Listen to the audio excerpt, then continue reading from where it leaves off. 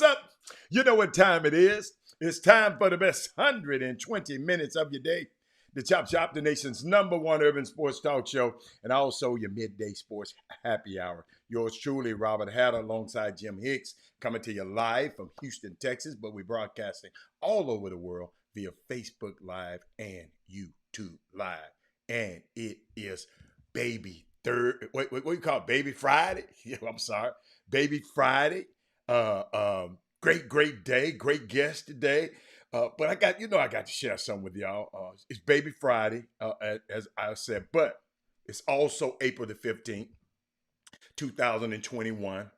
That means this is the 15th day of Black History Month 3.0, the April edition, because every day is Black History Month here because we celebrate it every single day. We're going to have Black History on the show today.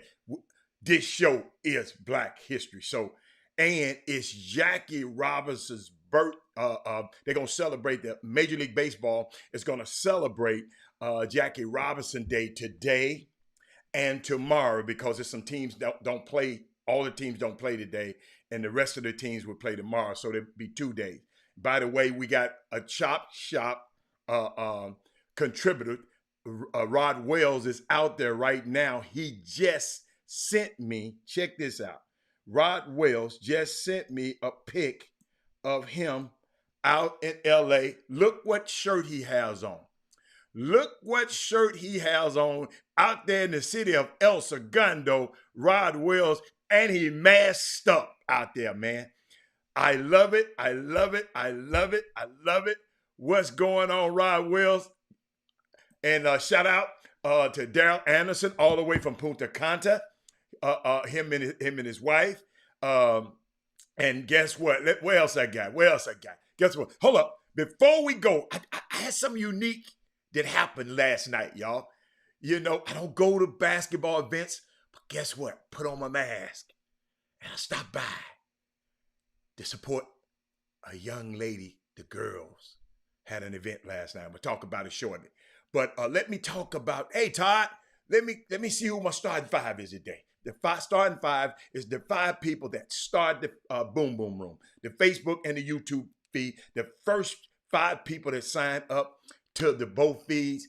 We got Gary Sinclair. We got Thaddeus Moody. We got Mindy Collins. We got Kimberly Jackson. We got Matt Burton. Matt, I got to talk to you about something.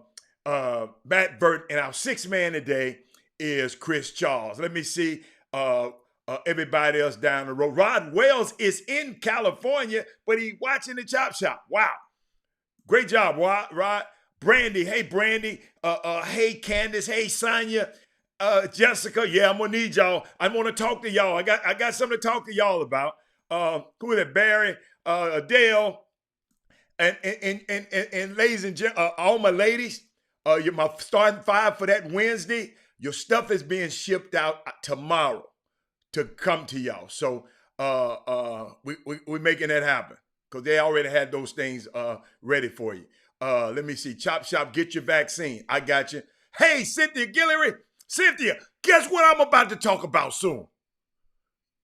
Girls basketball. So stay around. Let me see. Hey, Marquesa. Okay. Oh, excuse me. I'm sorry. Y'all stuff is being shipped today, ladies. Keep Fob from the ALC collection said it's been shipped today.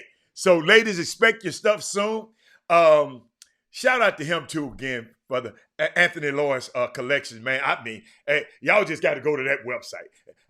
I can talk all day about him and that website. But let me share something to y'all. I did yesterday. Young man gave an event last night, and it was raining, it was storming, but I wanted to surprise him and go and support him. And the name of the event is called Gymkhana. Gymkhana. And it's an Indian term which originally referred to as a place of assembly. The meaning then altered to denote a place where skill-based contests were held. Gymkhana is an Anglo-Indian expression which is derived from the Persian word Jatma Khana. And it was a basketball all-star game last night. I walked in, y'all. I didn't stay long, but I walked in. They had a 3-point contest, all-star game for the young women in Houston. And let me tell you something. I'm gonna call them out. So y'all let these young girls know. Jeffrey Day was there. Robert Carroll was there. They had a DJ. They had I mean, listen. What's it called? The MI3 Center was on fire last night, man. And I really, really enjoyed myself. I tried to stay out the way. Didn't want to be around everybody. But I got the chance. I didn't get a chance to meet none of the girls. But guess what? Shout out to Gary Carter, Eyes Media, and Reckless. Hold up. Let me finish. Let me talk to my girls first. Reckless Sports, Bree White, Tiara Simon, Jada Malone, Taylor Jackson, and this is the first one, y'all. I got him in the back. Hold up. I got him in the background. Yeah, let me hold up. I got something else in the background for you. Hold up. I got another pic back there of him too. Hold up. I got another pic of him too. That's all. That's it. Hold up. Wait till I tell you about Gary printed up these jerseys and shorts just for these girls. Look how good they look. Hold up. Let me finish the name. Taylor Jackson, Jareen Ross, Alicia Blanton, who was the MVP of the game, Gabby Owens, Kaya Wynn, Adora N, Raven Ellis. Raven Ellis, I know that name. That's my girl from Bel Air, ain't it? Raven, I remember that name. Nia McGee. She was the 3-point champion. Who else? Timberland Criswell, Akin Simons, Danae Williams, Zachara Phillips, Alea, and Graceland Alvarez.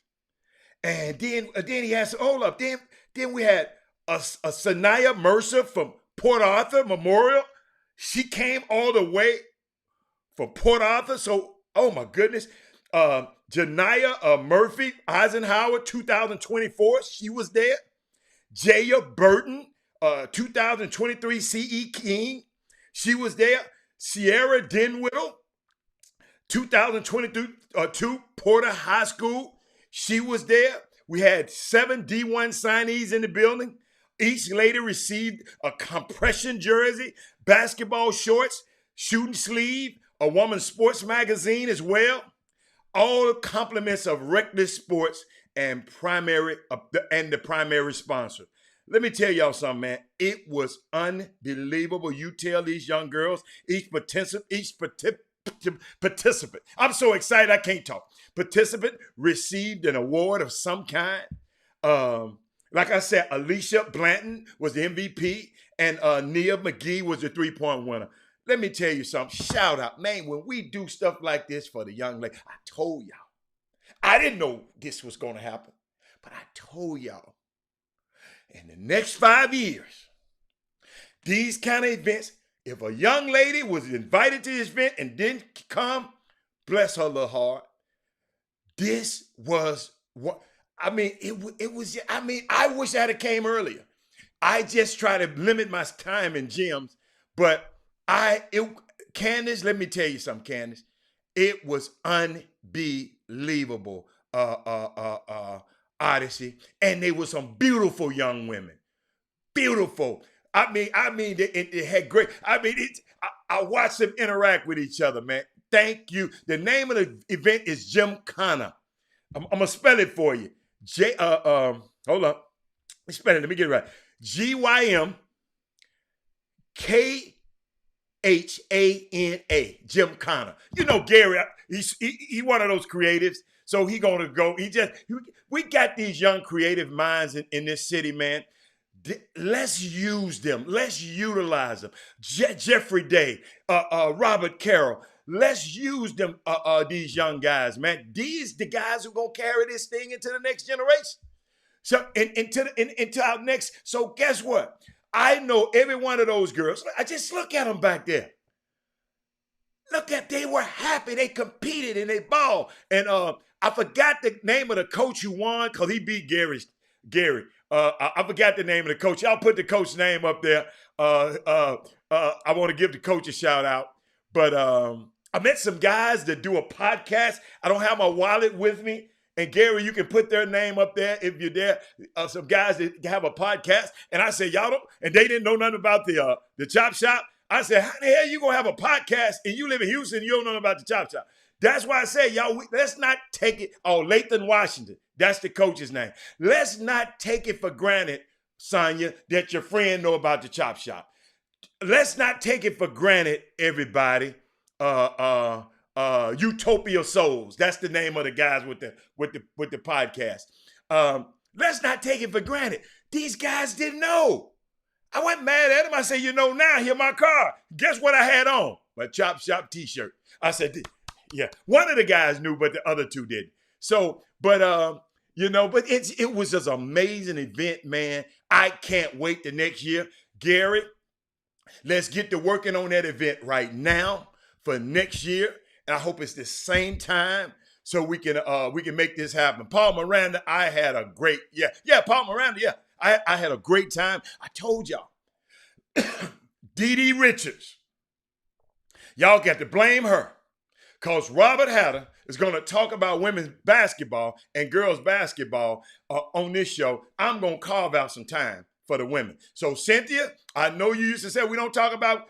Let me tell you something. I had an epiphany, and I understand the importance of us talking about these young women. So, please make sure these young ladies know that the Chop Shop was talking about them today. Oh, Rick, it was unbelievable. And guess what? Gary was so busy yesterday. I would have talked about it and said something about it on the show, but he didn't tell me about it because I would have talked about it.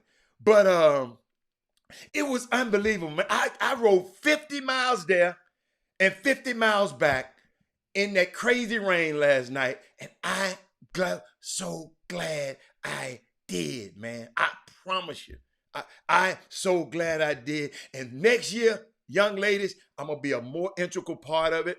I'm going to be there. I hope we can have our mask off by then. I hope I can get a little bit closer to you, and we'll make it happen. Yes, the WNBA draft is tonight on ESPN at 6 p.m. Thank you, Chuck McGowan. But I was just so excited about being in the gym with these young ladies. And I didn't know which picture I wanted to use. So guess what? I just go back and forth on the picture of them. Watch this. I go back and forth. I got it like that. But thank y'all so much. I mean, thank y'all so much for humoring me about these young women, because they need our support. They need people buying their gear. They need people following them on YouTube and Twitter and their social media. So I hope y'all go back and let all these young ladies know I talked about them on the Chop Shop. And Cynthia Guillory said one thing about it, Mr. Williams, we in Dallas-Fort Worth don't have to copy anything that's done in Houston. Who said that? Hey, don't worry about him. Hey, Cynthia, you know better. Cynthia, come on. Dallas. Hey, let me tell you something. The greatest form of flattery is plagiarism. So if it's a great thing, I don't care. I told somebody, all wisdom is plagiarism. Only stupidity is original. You know, you ain't trying to copy something stupid. You're trying to copy something that's nice. So I think that's a great testament, Odyssey, if Dallas even think about doing it. Okay? So let's come sometime. Come on, y'all. We got to take this thing to a higher level. We got to take this show. This show you can't keep making the same comments you made 5 years ago. You know, we just can't. We got to level up even on our comments. Okay? Level up on our.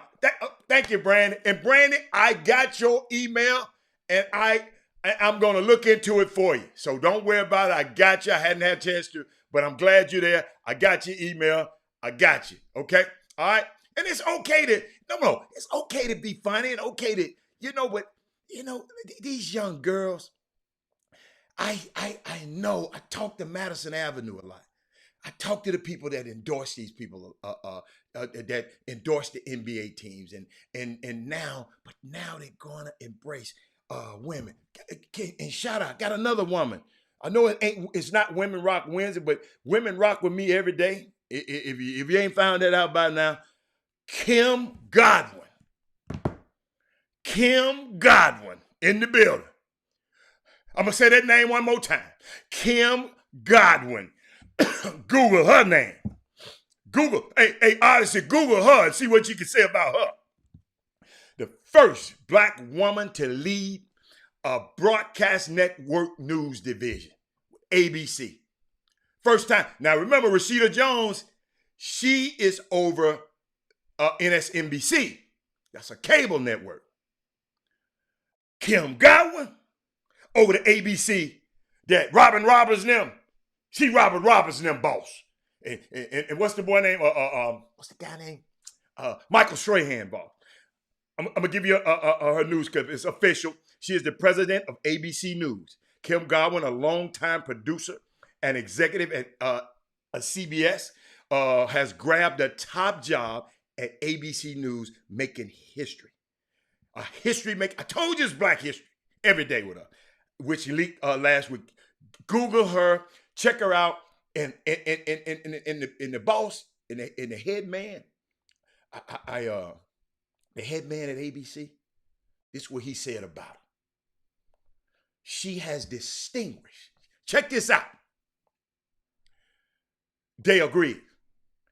She has distinguished herself as a fierce advocate for excellence. I like that word first. That's what we're doing with the Chop Shop. Fierce advocate for excellence.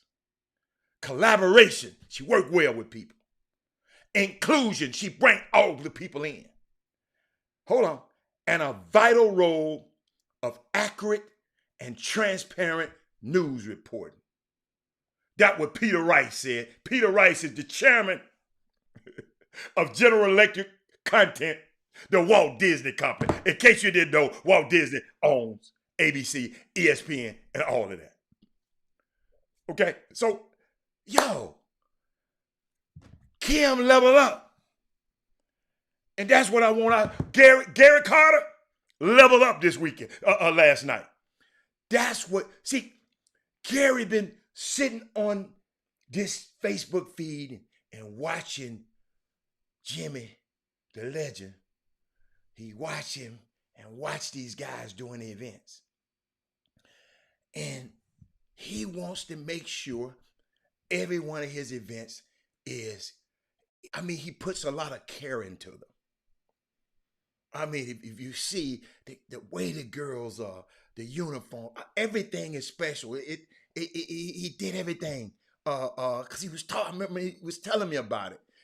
To me, it went over my head. But when I saw the girls last night, and it just made me so proud of them. But shout out to Gary Carter. Who else? Who had Kim Godwin? Hold up, I got something else for y'all. Yeah. Yes. What a year for Brooklyn. Before I go to this break, LaMarcus Aldridge announced his retirement after playing with an irregular heartbeat in his last game. And Dallas, that's one of the Dallas guys. Shout out to him. Thank you. He wrote a heartfelt letter. If y'all find it on, somewhere on the internet, he had a full statement. He's retired after 15 seasons. That included 7 All-Star appearances and 5 NBA teams. He called himself he went to the Brooklyn Nets, and then they found out that he had a irregular heartbeat. So shout out to him and his family, man.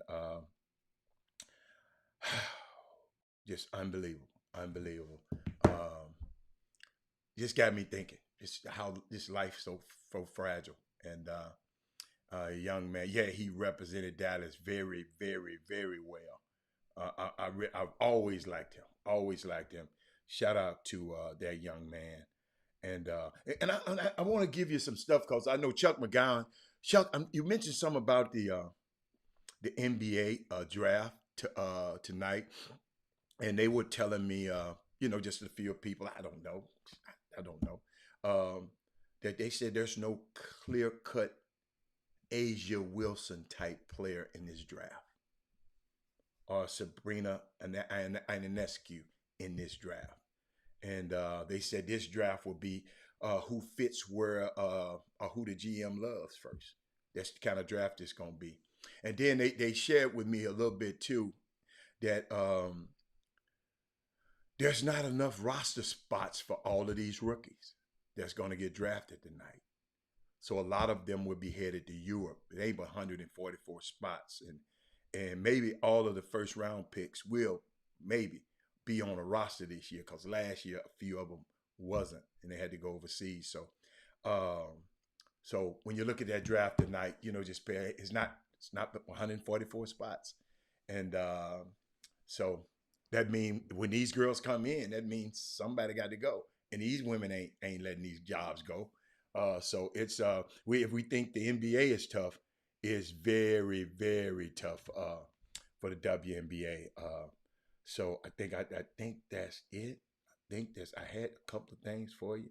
I think that's hold up. I don't want to talk about him. But summer basketball teams. We're gonna talk about that when Jimmy should be on here shortly. But we'll take a quick break, and we'll take a quick break. Then I'll come back, get in some more stuff for you. But Chop Shop, because guess what? At the top of the hour, y'all get your questions ready for John Lucas. And quit being so soft on John. Quit being scared. If you're scared, I tell you what you do. If you're scared, no, I ain't gonna let you. No. Just ask questions. Ask about a JL3. And if you want to ask another, go to chopshop@gmail.com and ask the question. I'll try to look at them during the show. But ask some good questions, man. One of the most, hey, y'all, let me tell you something. One of the most powerful men in grassroots basketball, John Lucas. And, like I said, if you see me on this show, my hero, I grew up idolizing him because he played basketball and tennis, and I was a pretty good pretty good tennis player. So I grew up idolizing a guy that good. He's unbelievable. I got the same shirt. What? Oh, you talking about the shirt I got on? Oh, okay. Oh, okay. Landon, good. All right. You say you got a purple. Okay. All right. Shout out to Landon. He got a purple shirt like this. But shout out to y'all, everybody. We'll be back in a minute because I got something else for you when I get back. Chop, chop. We'll be back in a minute.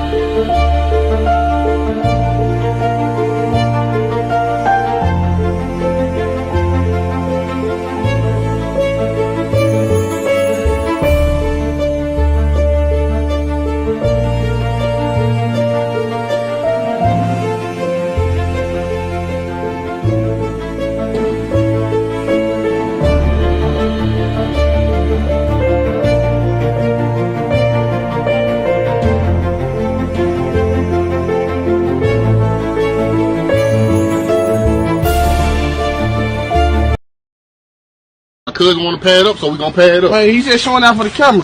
Been showing what I do on Instagram. Come on, you still talking, big boy. You know this. You got my shoulder pads on. Alright. But you still on, come on. Alright, let's go. Damn. See it? Told him. Boy, that's what happened messing with prime time, baby. Yes, sir. Told him. Pad up, Charlie. Let's get it. Welcome back to the best 120 minutes of your day. The Chop Chop, the nation's #1 urban sports talk show, and also your midday sports happy hour. Yours truly, Robert Hatter, alongside Jim Hicks, who'll be on shortly. And we have special guests at the top of the hour, John Lucas, coming up soon. But I was thinking about y'all the other day, Women Rock Wednesday. I didn't get a chance to talk. I got a story for y'all. I read this a long time ago, and I thought I want to share it with you. I just did not realize how influential a woman was until I read this. Check this out. William Jefferson Clinton, okay, Bill Clinton, became president of the United States.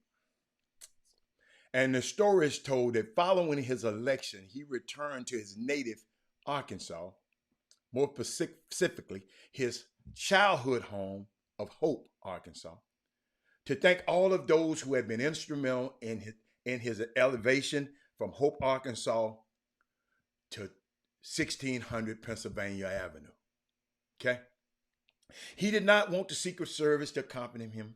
He just wanted to spend some time publicly, appreciate all those who have encouraged him, prayed for him, and voted for him. The story is told. Check this out. He rented a car. He and Hillary was driving through Hope, Arkansas. He stopped at a full-service gas station, and the attendant came out, and Bill Clinton immediately recognized him as one of his high school classmates. Got me? Check this out. He greeted the president, and the president greeted him, and he and Hillary were sitting in the car talking later, and he looked at Hillary, Bill looked at Hillary and said, hey, just think. If you wouldn't have met me, if you would have met him and not me, what kind of life would you would have had? And without even thinking, Hillary said, Bill, if I would have met him and not you, he would have been the president of the United States. That's when I realized the power of women, man. Great, y'all get that one later, but it was a unique story that I read somewhere, and I wanted to share that with you. And I got another one for you. Before Jimmy come on. Why don't those people? Oh, what is you talking about? Oh, what's happening on? Oh, what's happening on the Facebook feed? Y'all talking crazy on there. Got another story for you. A carpenter. Check this out, Herb Baker, Rick Wilmore, Sonya Billingsley. Y'all got to hear this. There's a carpenter. He was fixing to retire. Right? About his black son, he died. Oh my God. A carpenter, y'all. Check this out. He was fixing to retire, and he told his company he works, he was still building houses. Okay, he's done. They asked him to build one more house before he retired. Okay, he agrees, and through the process of building the last house, he began to cut corners. Check this out. He began to cut corners. Uses cheap materials. Doesn't use the same precision in which he used to build a house. And basically, he built an inferior home, right? When he was done, he gave the keys to his boss and said, here you go, I'm done. Landon, the boss returns the keys and said, thank you for all the hard work and dedication to this company. This home is yours, and we appreciate you. Obviously, Had the carpenter known that he was building his own house, he would not have cut the corners. You are building a house every day and you don't even know it. Great story. Great. We're building a house every day and we don't know it. Shout out to whoever sent me that story. Shout out because it kind of, you know how sometimes we just have, okay, I got this AAU team. Yes, Ivan, I got this AAU team. I mean, I'm just gonna have that. I mean, I'm gonna go and call this game, but he ain't giving me but $22. So I'm finna half-ass this game, not knowing, as a referee, not knowing when you're running up and down that court, anything can happen. You might twist an ankle, damage your ACL. It might be your last time running up and down that court. And when they saw, because I mean, a lot of this stuff has been happening. Sometimes some of us, not all of us, just half-ass stuff, and not realizing it might be something that might be yours in the future. You follow me? Refs. And I understand. Like the guy said, $22, what you expect? But don't take it. Don't take it if you're not gonna do it. Yeah, I talked to a lot of refs after the show yesterday. And they were just telling me, no, Rob, that's not right. It's not right. They should do everything with excellence. And that's what, when I give you these kind of things on the show, I'm really just giving you some insight, because Jimmy gonna come on in a minute. We're gonna talk a little sports in a minute. But just little stuff like this, man, it just goes so much, because I'm watching these things. I got another thing for y'all. Our young athletes.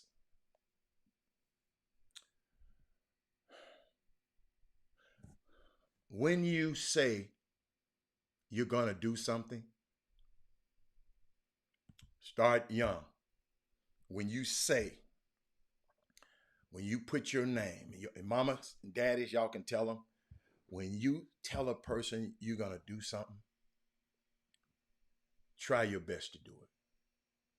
Or if not, call back and give them a follow-up call.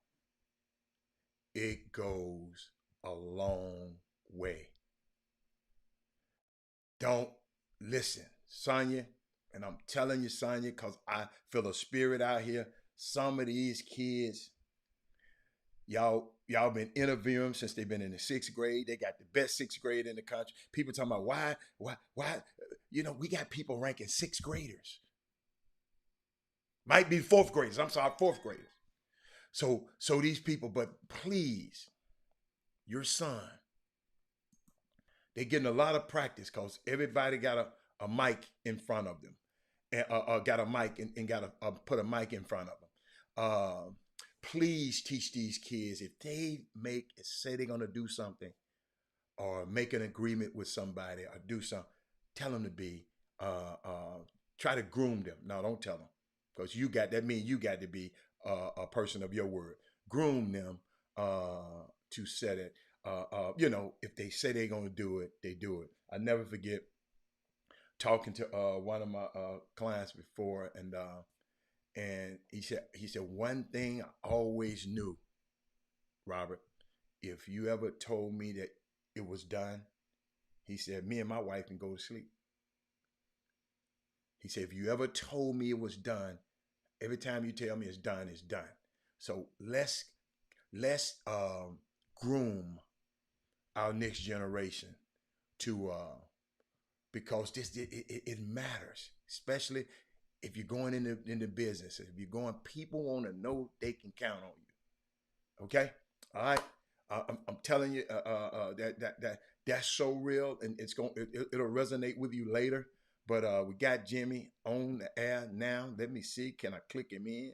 Let me add him to the right. There he is. What's up, Jimbo? What's up, babe? Hey, man. Hey, you took me in there. Hey, I told a couple of stories because I know we were supposed to have a guest earlier today, but I had to tell a couple of stories, Jimmy, today. What you got, man? What you got? Your pullover? Boy, you got your pullover and your hat on today. Boy, come on, man. You see the young ladies behind us, Jimmy? They were part. I snuck, Jimmy. I went by this event last night that was given by Gary Carter of the girl all-star game. And let me tell you something. It was unbelievable. It's called Gymkhana. And can't wait the next year when it happens again. It was at MI3 Center. And these young ladies behind us were some of the participants. And one of them, I think, was the 3-point champ, and one of them might have been the MVP of the game last night. Great time. I went out in the rain and got a chance to go and check that out for about 10, 15 minutes. So, but I just wanted to let you know that's who we got behind us. I done called their names out, so we all right. Hey, I told everybody, tell them mamas and daddies that we call their names out on the Chop Shop today. What you got, Jimmy? What else you got? Oh man, great. Baby Friday. That's what the day is on the Chop Shop. Oh yeah. Of course, we expect to be joined at the top of the hour for our quarterly conversation. Once every quarter, we get a good sermon from the Reverend Dr. Deacon Coach John Lucas. That might be, you put it on the shirt. Reverend Dr. No, don't put all that on. Don't put all that on there. Leave everybody alone. Reverend Dr. Deacon Professor Coach my hero. John Lucas. That's my hero. That's all I'm gonna put on there. My hero. And and the I guess new territory that of course he's in different scenario for us, trying to manage a grassroots organization and being in a sunken place with the productivity from his day job, which is the Houston Rockets, and how then at the same time you have the WNBA draft, which takes place tonight. Mm-hmm. So the fuse has been relit for John Lucas because of the fact that the number one pick in the draft could be his prized pupil of his what they call it pre-draft camp.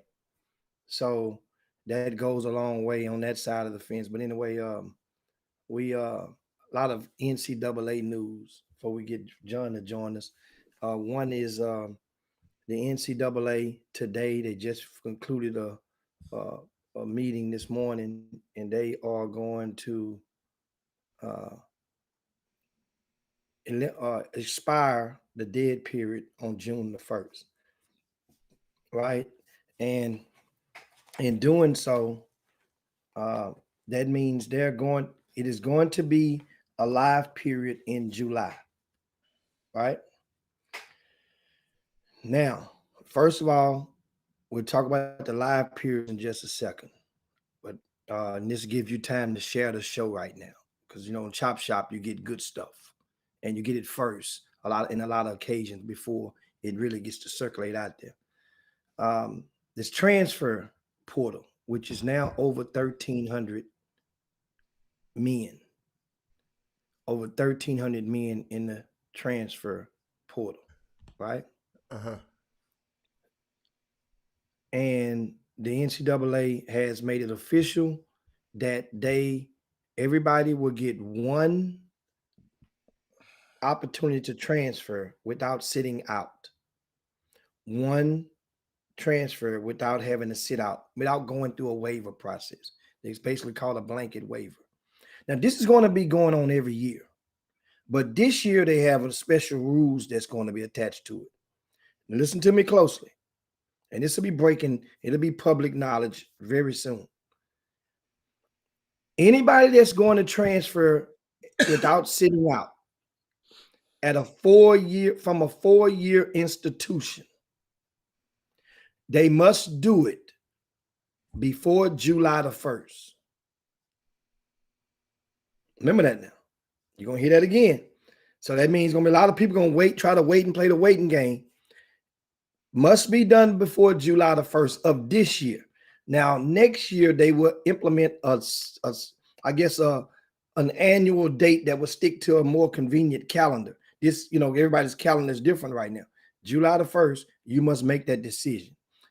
And once you go in the portal, that school can replace your scholarship. So the people that try to go to the portal and try to straddle the bases, those days are you're taking a gamble, an extreme gamble. So this is some good news. Now, as far as the live periods, we all know, we heard the Peach Jam, Nike, their flagship grassroots event will take place this July in Augusta, Georgia / South Carolina. It's right on the border. For those that are not familiar with that part of the country and geographically. Well, right now, Peach Jam is going to be approximately 2 weeks long, 10 to 14 days. How long is it usually? 4 days, 5 tops. Oh, okay. So now, go on.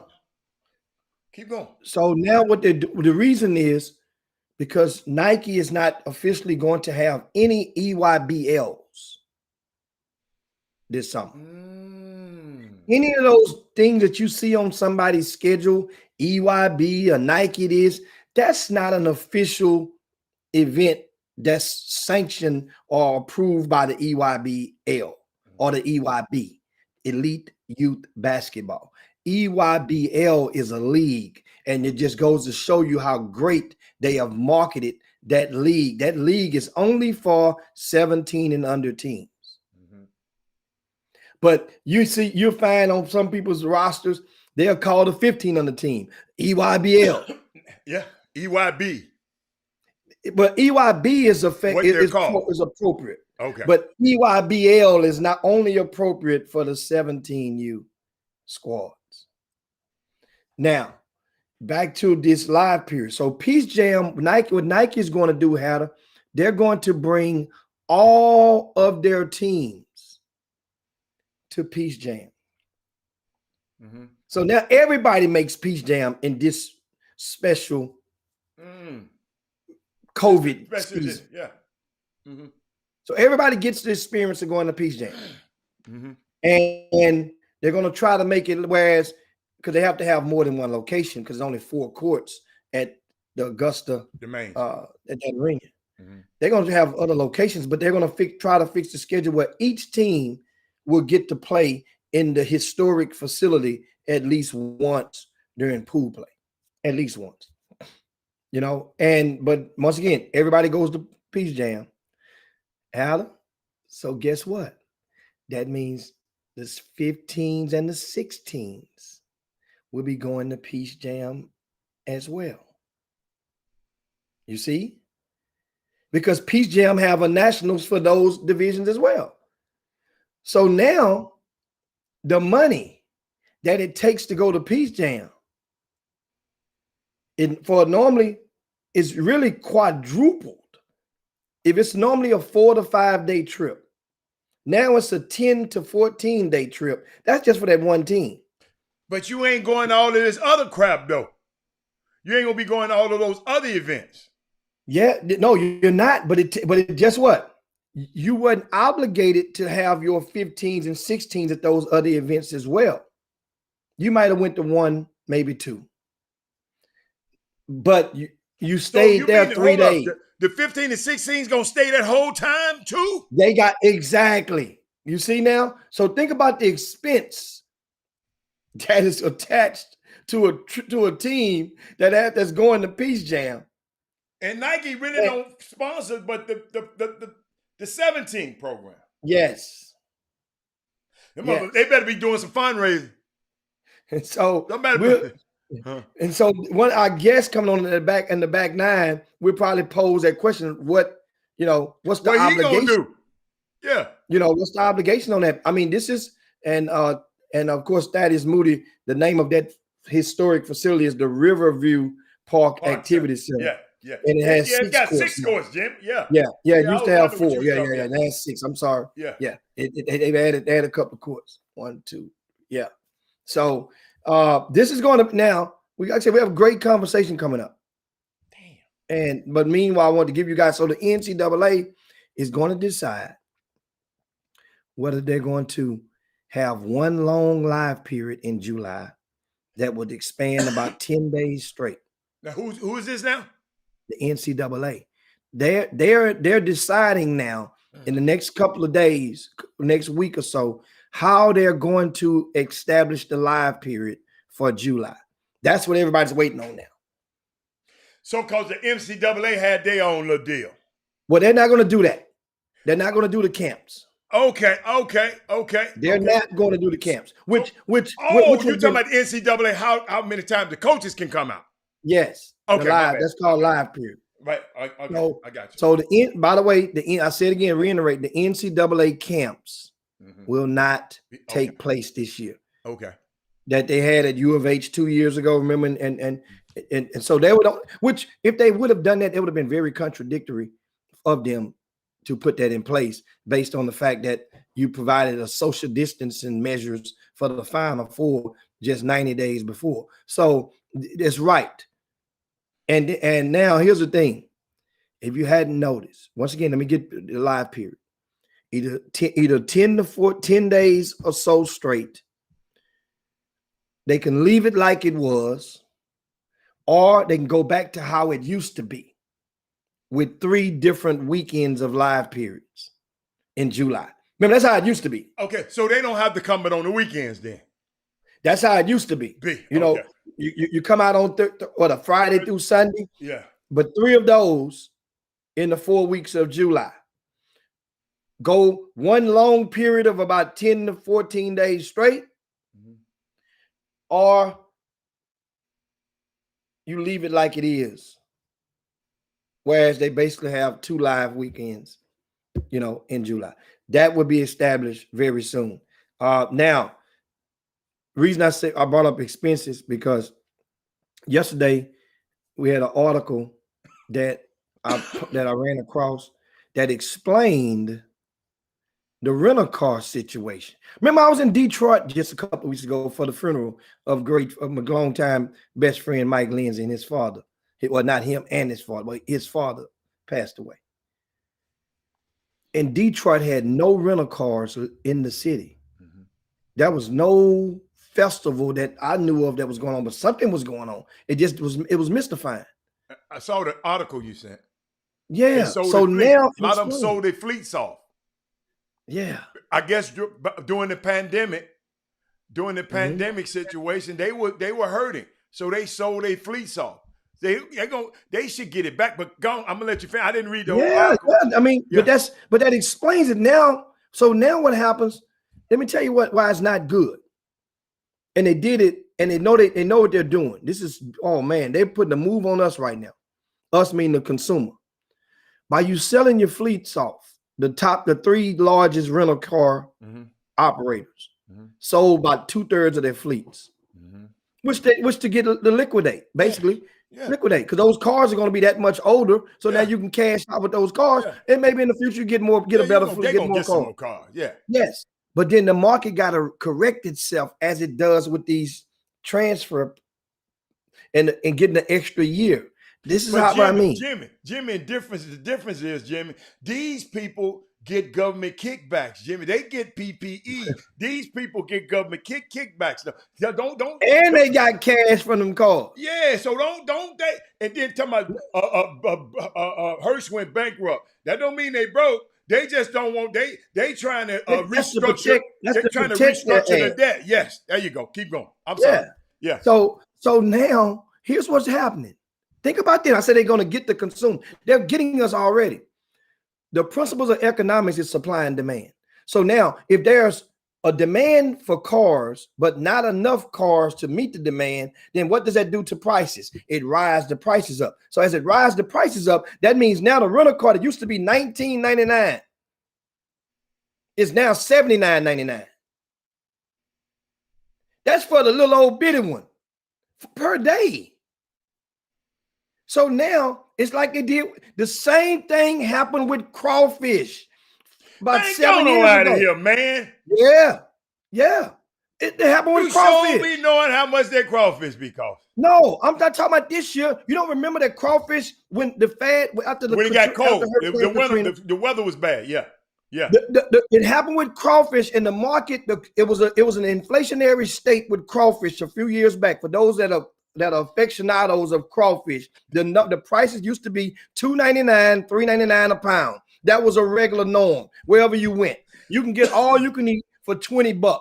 That was the norm, right? Then 1 year, it was a crawfish shortage, so to speak, because the winter was late or some type of stuff. Well, Uber gonna get paid.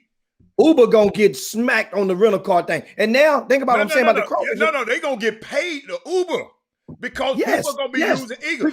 I'm gonna buy me an Uber van. I'm gonna just buy me about 4 or 5 of them Uber vans and go down there and let y'all Uber me all over the place right now. And you get personal license plates on the back of it and put SPR DR. That's what you're gonna put on the back of the license. That's 7 letters. Put that on the back of the license plate. Personal plates. You get it pimped out, Hal. SPR DR. Super spreader. That's what that bus gonna be. That's what it's gonna be. Hey Jimmy, guess what I'm gonna do? I'm not gonna drive it. I'm gonna have some driver. Guess what else I'm gonna do, Jimmy? Hey, I'm gonna wrap it and I'm gonna put it on so I can take some people out the hood in it.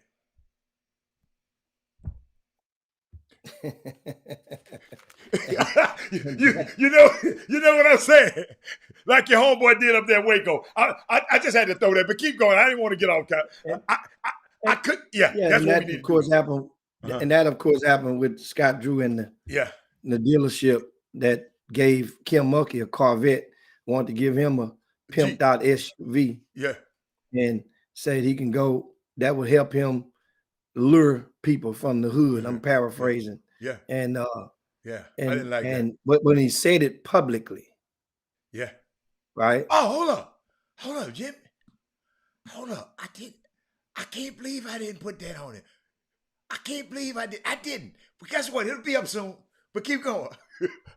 It's gonna be up. But for those that didn't understand what I was getting at on the analogy on the crawfish, is that the prices went up on crawfish from $1.99 to $2.99 a pound. They went up at that time to about $5.99 a pound.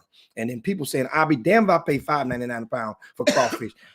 I ain't paying $5.99. Next thing you know, the following year, when they did get the crawfish in later on, they didn't drop the prices back down to $2.99. The prices stayed at $5.99. And not only did they stay at $5.99, they went and crept them up each year afterwards at about 50 cents to $1 per pound. Right now, crawfish is in Houston is $8 on the average. Now, there's some places that you can go, like a Turkey Leg Hut, might have a special on them on a daily basis. That really got you on your nerves, then. No. But this is how you reset the market, and but you go to averages about $7 to about $9 a pound. But I think these people are regulated, Jimmy. They can't gouge the customers like that. I think it's gonna be some regulation thing. I'm just. They're not the same as the crawfish industry. Because of they get a lot. I'm telling you, these rental car places get a lot of perks, and then some of them are companies. You got to realize, Jimmy, some of them are corporately owned, but they're like the one in Miami. No, the one in Atlanta is privately owned. The one in Memphis is privately owned. They're not owned by the by the the big giant. But it's unique. I got that thing for you, Jimmy. I'm going to play it. I'm just going to pop it up there. Let me see. I'm just going to throw it on the screen. It all started in 2005 whenever Coach Mulkey won the first championship. And then in 2012, she won the second one. And then in 2019, she won the third one. And each time we've presented her with a Corvette to use for a year. And this year, we don't have a Corvette because of the supply and demand. So we rustled up this Jeep Wrangler. We lifted it up, wheels and tires, put a nice little wrap on it so Coach Scott can enjoy it and go use it to recruit, pull some people out of the hood. Yeah, tell me, what was the process of getting this Jeep from just a plain white Jeep to...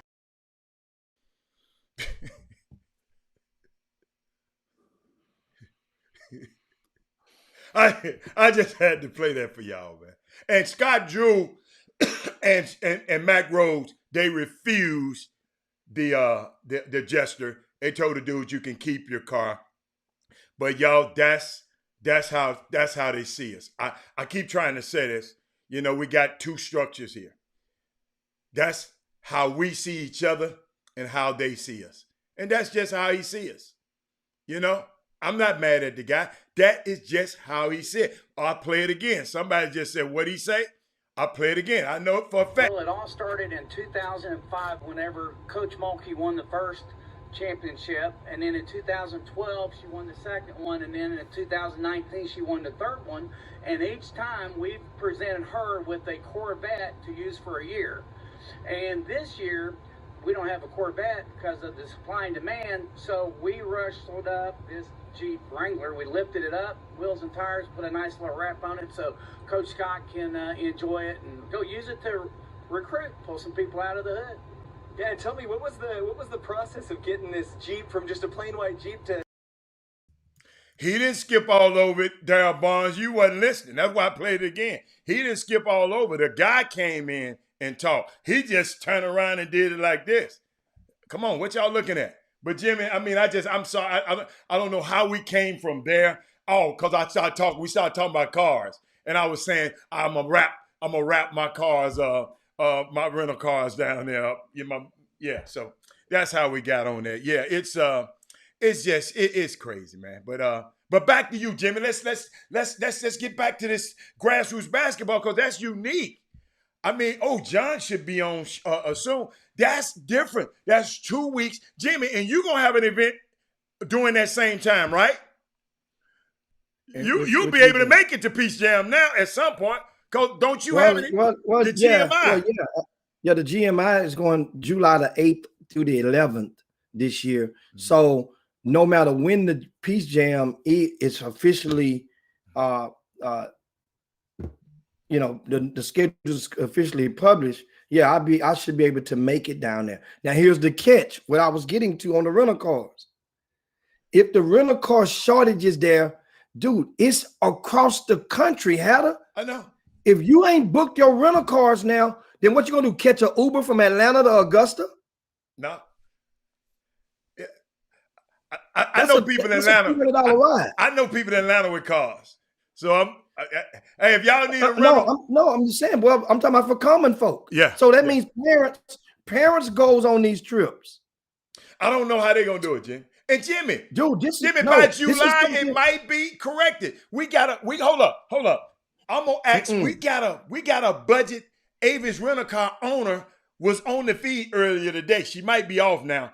I'm going to text her and tell her that she got to get back on the air because we got to figure this out. Yeah. No, this is serious. You know why? Because rental cars, like I know I'm programmed. Rental cars are the last thing I get on my trip. I don't know about y'all, but that's the last thing I get is the rental car. That's the first thing I get. No. First I'm booking my flight. Then you know what time you need your rental car. Yeah. The reason I get my flight is first. Marquessa, she on the feed right now. How is it? When will the shortage of rental cars? Have they give y'all any indication when the shortage of cars are going to subside, or is it going to be replenished, or like Jimmy said, are y'all going to gouge us when they come back? I mean, they're already gouging. Yeah, they gouging right now. Could you help us? I just want to know how they going to correct the market is really what I'm trying to say. How they going to correct the market? Are they going to do like the crawfish? To make sure, and the reason I always book my rental car first, Jimmy, that's just me, because I don't have to pay for it if I don't use it. If I don't, and I try to get a certain kind of car, so I always try to book it earlier. She said they have some cars. No, I'm talking about in July. Will there be sufficient enough cars in the market all over the country to be able to handle an event like the Peach Jam? It's a great big. I mean, especially in the Atlanta market, because a lot of people fly into Atlanta and come up. I'm just trying to find out.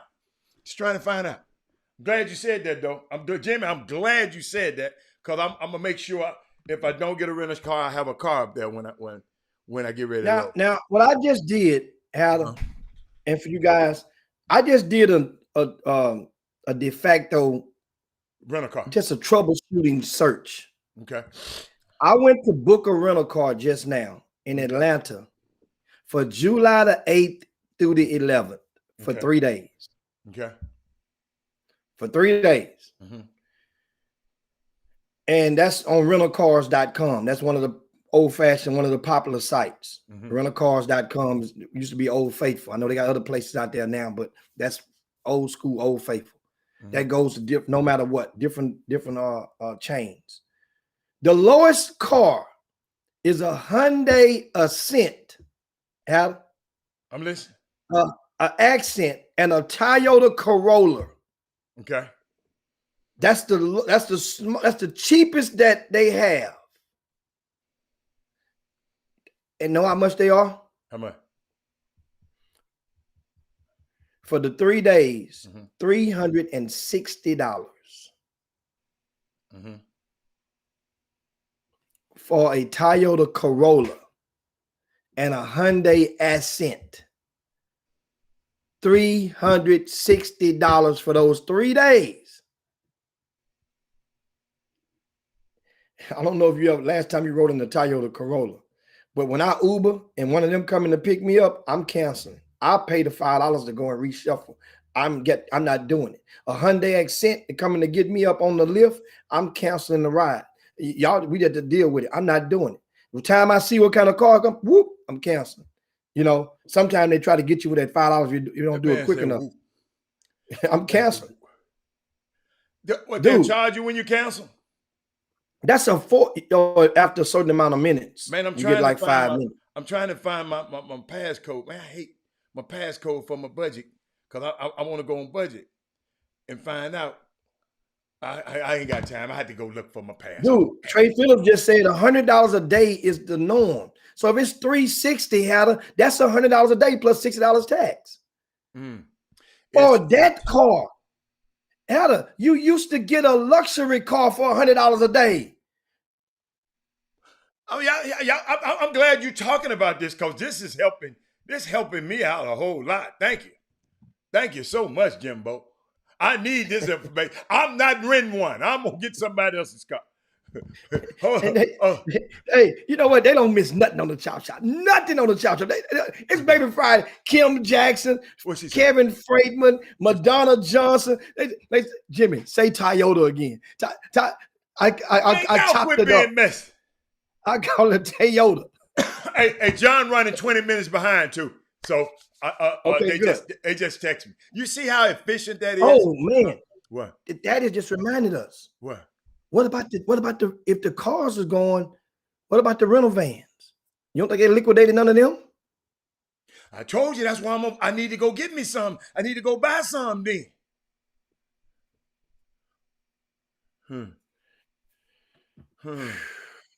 Oh, it's go. But my Kessler said it might be better by that time, Jim.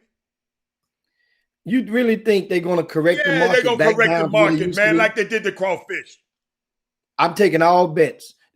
Hey, man, Enterprise, not the rental car company, but in Enterprise and business, they don't, when you get people to pay and they are accustomed and they get comfortable paying a certain amount, you're not going to go and take the prices back down. You might do a clearance sale or annual sale, some type of sale, but it's not going back down. Those prices are here to stay. Give and take a margin of error of about $20-$30. That's what's going to happen. And you know what? Those companies going to make decisions, because now what happens is, what I'm noticing, the prices didn't increase drastically for the high-end rental cars. the premiums, the high-end, the luxury SUVs. Those numbers are pretty much relatively in the same range as they were. So that's going to force you, if you want to rent a car, to go and rent one of those. That means they get more bang for their buck anyway. Okay. That's how the market is. I see it going. Man, y'all find a way. What? Madonna, look at what Madonna says in the Facebook Boomer Room. She says, now, like you have Airbnbs, you have people now that rent their cars out. Okay. Right? They rent their personal cars out. They have an app for that. If you guys know the app, post it on there if you know that one of the apps that does the personal car rentals. That way, it may be an option for, because understand, there are parents that are traveling with their babies that are going on various trips prior to a Peace Jam. Hell, the Houston Hoops 16U, they're going to Baltimore this weekend. There are some teams from the JL3 and I know that are going to Dallas again this weekend. Now, the trip to Dallas doesn't have the same magnitude or the same ripple effect because most of those parents, the vast majority, will be driving. They're commuting. So therefore, you're not experiencing that backlog of rental cars. But boy, those teams from out of town will, from other states. This is a very informative topic that I'm hoping that you guys are willing to educate yourselves further on. And that is, if you're dealing with grassroots sports, the rental car shortage is nationwide. It is indeed nationwide. That don't mean there's no cars. I say shortage. That means if you're one of the Gold Elite members, your Gold Elite, and you go to the parking lot and you go pick your car, that ain't happening in many cities anymore right now.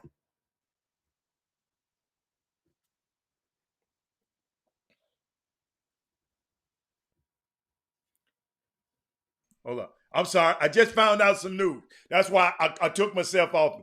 It's not that they don't have cars, Jimmy. They can't get them registered because the registry is all around the country because of COVID. They're backlogged on getting the registration. You can't send these new cars out there without no registration. How in the hell are you gonna get them back? So all the cars got to be. They buy them in bulk. They buy them in bulk. So all of these cars got to get registration. So it's a backlog. I know that was romantic the way you said it and profound, but they just the person who owns one of these places said that we got a backlog of because they can't get their registration. They talked about that on the news the other day. So why did they stop in this kid? Because he didn't have registration, because everybody is behind on registration because of the COVID. So I'm just going by what they said. Now understand, still, the prices are not likely to go down in time for these summer trips in July. Yeah. Otherwise, this price would not be published right now as that high. That means they're anticipating this is what it's going to be if you rent our car 3 months from now. It's going to be $100. Try it in another city. Try it in another city, cause that city gonna gouge you anyway. They gonna get you down there anyway. Not like that. You know what I'm saying? So let's say just pick another city, Hal. Pick another city. Let's say DC. Go DC. Go DC. Go DC. Washington DC. I can't wait to get there. Washington DC. Let's go to Dulles Airport and let's search the same time at Dulles Airport for the same car. Okay. The Toyota Corolla is $300 for the 3 days. Damn. You can get a Kia. Now you can get a Kia Rio for $262. So everything almost $70 a day. At least. Well, that's not because Pam Ellis just said DC. And guess what? You don't want your cars registered right now if you're going to be getting that type of money. See, they don't do closeouts to the end of the year. Remember, that's why they always tell you want to buy a new car, you wait till December after, because they got to rush them out the lot to make free up inventory. They're going to mark everything down. That's what I'm saying. This stuff ain't going to reset itself at least until January. Man, you finna put a panic on these parents, man. Don't put no panic on that. You're going to put a panic. The prices No, I got a solution. The solution is parents galvanize and communicate with each other, and now put your egos down, and you guys need to parlay your rental car, your carpooling efforts on these trips when you go out of town. Yeah. That's a solution. Yeah. That means Jimmy, now I know what you could do. Go to U-Haul and rent you one of them U-Haul vans for $19. And ride that thing. You don't get somebody to put clean in jail. Go ride that thing. Okay, so you get the rental car, the U-Haul. What you think somebody gonna do in the back of that U-Haul? What they gonna put in the back sooner or later? Somebody gonna put a team of kids in the back of that U-Haul and try to leave and take them to the gym. I'm talking about the people who ain't got no kids. Don't put no lot of kids because it ain't Chicago area. But she said, hey Jimmy, they're gonna be strict, Jimmy. You got to have one of them big boys.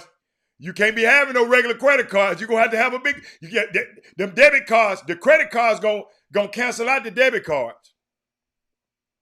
Wow, man, this gonna be crazy, man. Why did you not, Jimmy? You know what you're doing. You're causing anxiety to these parents right now.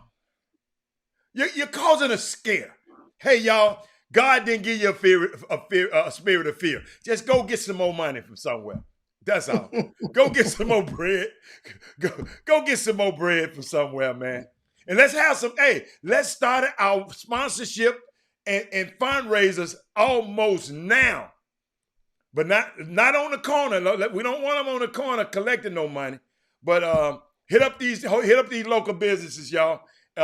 Cause Jimmy, hold up, Jimmy. This ain't gonna affect everybody. This just the Nike teams. No, it's gonna affect. What about the other teams? Nationwide. That's nationwide. They got nothing to do with Nike. No. No, I'm asking you, what about the other team? But I'm talking about concentrated in one place. Well, because there's going to be an Under Armour circuit as well, Hatter. Under Armour is having their circuit. Okay. Adidas is the only one that's not having their circuit this summer. So Under Armour will, and guess what? It's not necessarily a circuit thing. Here's the thing that I didn't get to you about July. Okay. You're not thinking about. Okay. The college coaches. What are they using to ride around? So you're not going to have none because the coaches going to get theirs because they are all premium members. So the common folk, if you ain't got the elite status, they're going to come The coaches can afford Uber though, Jimmy. No, they're not catching Uber. I said they can afford Uber. The ones that afford Uber, you can afford a personal driver. If that's the case, you're not going to just get Uber. They're not going to just Uber all over the place. When you can get a driver by the hour, remember they're for hire. Jimmy, you get a black car. This conversation is really, really not setting well with me because I'm thinking about these poor parents out here and these people who gonna try to stay there for oh my God, them 15 and 16s. I mean, somebody got to foot that seat. Jimmy, long time ago, I don't know, did you have to foot the bill? Jimmy, have you ever foot the bill for a traveling program for a whole summer? Well, not the whole summer, but Jimmy, listen, take it from a dude who's had to do it for 2.5 years. That stuff is high. I just take hey man, the 15 and 16 teams, man, everybody, you know, them parents, y'all gonna have to help them teams this time, parents, especially if you're able to. The parents that can help, y'all gonna have to help, man. Yo, that's 2 weeks. Oh my God, it's crazy. It's crazy. Wow. Man, I'm done with that one. I'm done with that. I can't believe it that happened. You done messed my whole day up with that one. I mean, but it's one thing about the Chop Shop. We present topics that nobody else would normally tackle, and it make you think, and it make you go and promote you to go research. This affects a lot of people. This affects probably 500,000 people, maybe more. Dude, and it's going to create more. Think about it. It's going to create more of an inflationary state because of the demand. There are going to be parents that have booked their flights and hadn't even checked and thought about the rental cars because you've been traveling and commuting at different events on the regional level. And it's going to hit people right in the eyes. I love. So guess what Uber's going to do? Uber is not no fools. Lyft is not no fools. They're going to up their price. Spike up their rates. Yeah. Because what option do you have? Yeah. Jimmy, you see what Angel said?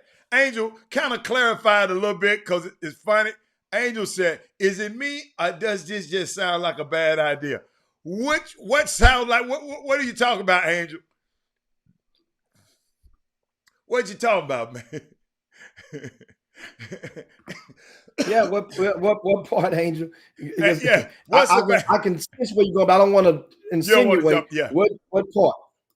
What part of it?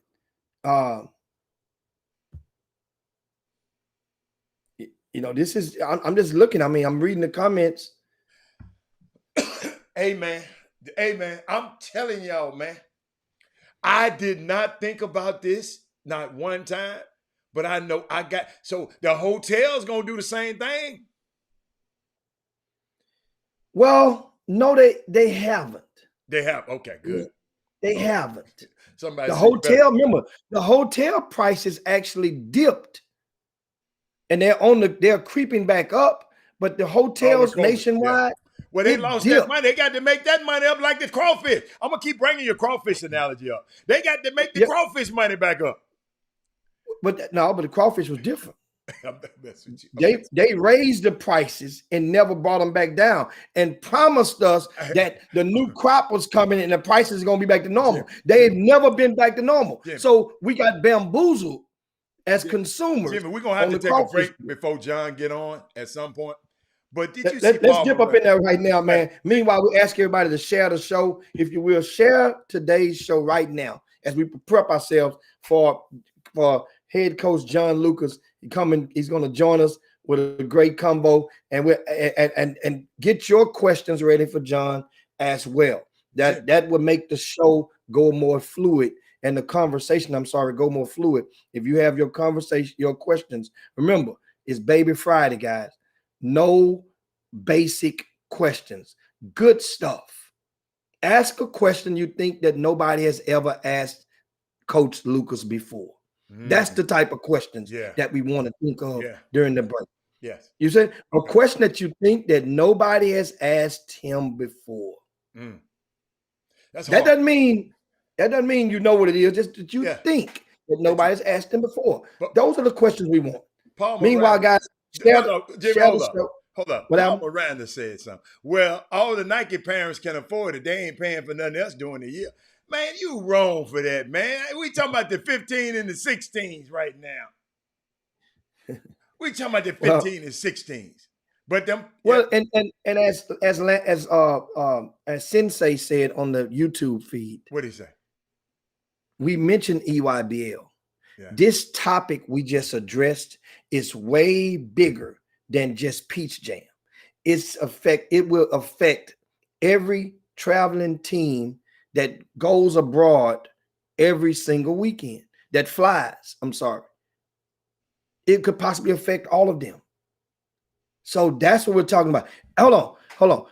While during the break, Adam, I'm going to go to the Mecca of grassroots events. The two Meccas. I'm going to search the two Meccas. The two Meccas of all grassroots events. Vegas. Give me the two cities. Vegas. And what's the other one? I don't know though. Vegas. Where's AAU headquartered? Florida. Orlando, Florida. Yeah. We're gonna search them. We're gonna search them during the break, and we're gonna see what the rental cars are hitting for in Vegas and Orlando, Florida, right up for July. We'll be right back, guys, on the Chop Shop. Wow. It's break time. Chop. Hey there, everyone. Tammy Allen here, your relationship coach. Tell me, do you and your partner feel like you're struggling to communicate and have begun living like roommates? No need to worry. I can teach you new, healthy communication skills to improve your relationship. I provide coaching via teleconferencing from the convenience of any location, including your own home. Call me today to schedule your first appointment at 713-597-4499, or you can find more information at my website, www.allencounselinggroup.com. I look forward to working with you.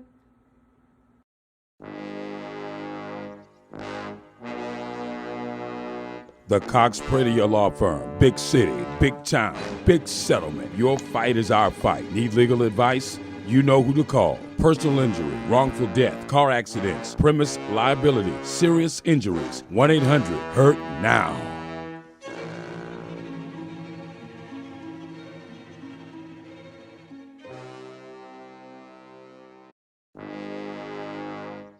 Welcome back to the best 120 minutes of your day.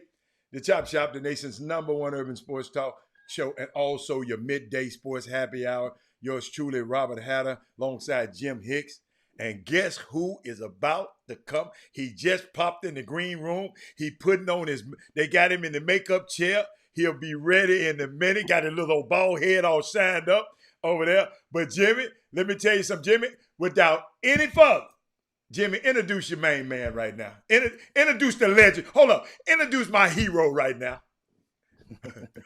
And of course, guys, we have with us, as I mentioned earlier, we have the legend, what arguably the most powerful man in amateur basketball, in grassroots basketball, John Lucas Jr. And Man, go ahead. Let's get to this conversation. I just got out of practice. We are god-ass awful this year. You know, Coach, we know. We know, yeah. You know, we're getting better in certain areas. So Kevin Porter looks like he may be able to be a guy that can help us. Christian Wood is playing. The five's got to get stronger, but we struggle. We got just added Amani Brooks, another local kid, to go with House. And, you know, Gerald Green's having a workout today or tomorrow with Denver. Hopefully we can get him back. And tonight, you know, Charlie Collier may go #1 in the WNBA draft, which would be one of my goals before I died out of Houston, to have somebody be the #1 pick in the draft. Yeah, he said that. Wow, he said that on the show. I was just arguing with her because I saw that she tweeting about Kevin Durant and all that. I said, Kevin Durant, no partner, Collier. You know your mama? He ever thrown you the ball? Don't be putting him up there on TV. And Coach Luke just froze up on us. Yeah. Tommy, where you at? He just froze up on us. Well, they didn't click out and click back in. Yeah. Meanwhile, if you're just tuning in, we got Coach John Lucas joining us. And make sure, guys, this is the perfect time to share the show, if you will, to your timelines, to your friends. Share the show right now. It's great topics. And, of course, I want to remind you how Paul Miranda says next year, or later on this year, when they get down to the tournament down in San Antonio, they got the golf course I showed you the picture of that was outside at the resort where I stayed at. You had to get on that golf course. I think it was Barton Creek or something like that. Now, Barton Creek is in it's in Austin, Jimmy. And guess what? I'm a regular member at that course. You got to find me another. Yeah, they know me by my last name at that course. But back to John. Let's get John back in here. Are we talking basketball or are we talking resorts and golf? Golf. We got you back now, baby. Come on now. Okay. Now tell me what was happening today. You said something was happening? Well, Gerald Green's getting a workout with Denver today. So hopefully he can get picked up. Amani Brooks is here. He shot the ball well. Hopefully he can stay. Daniel House is recovering. We got a good local flavor with our Houston team to hopefully get better. And then just keep building. Keep building with that. And Charlie Collier probably, hopefully, may be the #1 pick in the draft of the WNBA. And finally, before I leave this earth, we've got somebody that's going to be the first player taken in a draft, hopefully, for Charlie. Wow. Well, Brittany Griner, didn't she go? And they talk about how bad Houston basketball is and Yeah. how divided our grassroots is. It is divided on a lot of levels because everybody is like, this grassroots stuff is like a drug. People want power without, doing anything and earning. And I think last week, the hoops, my teams all finished first and second in the gas stove stuff. And people around Houston, Texas, mad. That means, and then our 17 division of that, and of the non-scholastic. So Houston basketball is doing really well. It's just if I could get some other people, I ain't calling no names or nothing, to just stop fighting on some bullshit, we'd be all right. Okay. Don't call no names. What else you got, Drew? I think sometimes parents, since, I used to talk at my camps about the grassroots, so I got a team. So now I've really gotten really entrenched in grassroots operations. And I think it may be the parents that are more of the problem because of the kids, because the narrative is economics of not wanting to pay to go to college. People hiring people to give tweets out about their kids. People, if you go to, I told some kids, because, certain things get to be a mess when you put good players together. Okay. If you play on an NBA team, everybody else going to be really good players too. Yes, sir. If you play on a college team and go to college, I think the draft portal is like the 1360 in the draft, maybe that means somebody picked the wrong schools. That means somebody in grassroots basketball and rankings are not doing a service to people, because if you go to the right school, you don't transfer. The only time you get a divorce is when you marry the wrong wife. Right. But our husband. But John, sometimes you don't get it right the first time.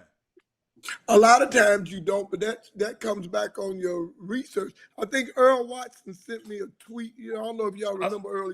Yeah. He said, see if any of these coaches will hire your son if he graduates from school. I saw that. And that was a pretty good tweet, because you can't hire everybody you recruit. Right. But you should have an investment in the kids. And for me, I don't, I get a lot of criticism, because they think, well, he's trying to control the narrative. What narrative do I want to control? I don't get no money from none of these kids. Thank you. I just want them to be successful. I'm going to try to tell you the truth. And then the truth goes real slow. The truth doesn't go fast, but a lie, oh my God, a lie spread quickly. And in grassroots right now, from seeing it and on the NBA level, on all levels, it's all levels to this. I jumped on our guys last night because John Wall going to be treated a little bit different than the 13th man on the team. John Wall makes $40 million. That's right. You make $1 million. Right. Who going to get me fired? You or John Wall? Right. So like when me and John Wall get to cussing at one another, we can cuss back a little bit. Right. But the guy making the minimum, he going to get his ass up out of there, he cuss back. Hold up, John. John, we got a question for you. Is it easier now to accept not getting the coaching job this year based on the current results? Oh, man. John, you froze up. Come on back to us, John. Go ahead and come back in on us real quick. And of course, if you're just on the Chop Shop, get your questions ready for Coach John Lucas, and we'll try to get all of your questions to the ones that we think that nobody has not asked Coach yet. Those are the questions we're looking for today. Questions that you don't think that nobody has presented to Coach John Lucas. We're gonna take the Chop Shop up another level with the Boom Boom Room. He's back. We're gonna show them just how intriguing and how literally smart what you guys are. So let's go with it. Toss that question to him again. And Coach, anytime that happens, Coach, just do the same thing over and over again. But Coach, he asked you a question. He said, is it easier now to accept not getting a head coaching job this year based on the current results? You know, to be real honest, I really put my name and wanted to be the coach because it would have been a complete full circle for me. I screwed up in Houston in 85, 86. Right. And we went to the finals that year and lost to the Celtics. I've been a part of the community for a long time, and a lot of people down at the Rocket organization in between that time frame held that against me, held my recovery against me. So I wouldn't be able to be with the Rockets. So I've had to go coach at the Spurs, be their coach, had to go coach in Cleveland and Philadelphia and Denver and the Clippers. So I've had to go to a lot of places. This year, you know, with what happened with the end and everybody leaving, it was a decision that James made that, you know, if James Harden wants to, and I've worked with a lot of players. I can't talk about players on other teams, but on this case, James was good enough to help us get wherever we wanted to go. We couldn't have won it with James, maybe the back end of the playoffs. And then we had a year to readjust to see what Christian Woods, but we probably don't end up with Kevin Porter. So now what we got to do, I don't mind rebuilding. I think that, you know, when I look at where Clint Capella is, we build stuff to create assets. So I think we're going to be able to have some assets through the draft, but it takes 10 years to build the power. You know, Akeem is generational player. Right. Elijah Wan are generational players. So, you know, it takes time to get a generational player, and they aren't developed. Generational players are born. You know, everybody take credit for developing people and doing it. Those guys are born. You may help them along, but they are born. So to answer the question, no, I wouldn't want all these ass losses on my record. No, I wouldn't want that. But I've enjoyed trying to help mentor Coach Silas, be a part of that. And I'm not doing any more than I did before. I'm just more out in front than I was when I was there earlier. I was more behind the scenes. I hear that grandbaby back there. Yeah, she get ready to get up out of here. She keep making all that noise. Hey, I got another one, Coach. Jimmy, go on, Jim. Go on. I want to toss one to you before I let it go. We're gonna get back to the Boomer Room. What was the first time that head coach Silas leaned on you for your wisdom after he got this job? What was the instance? Take it back to the first time you came and said, okay, you know what? I know a lot of OGs, they like it when a young pup come and just tap into the, you know, try to seek knowledge. What was the first time you remember that he sought yours?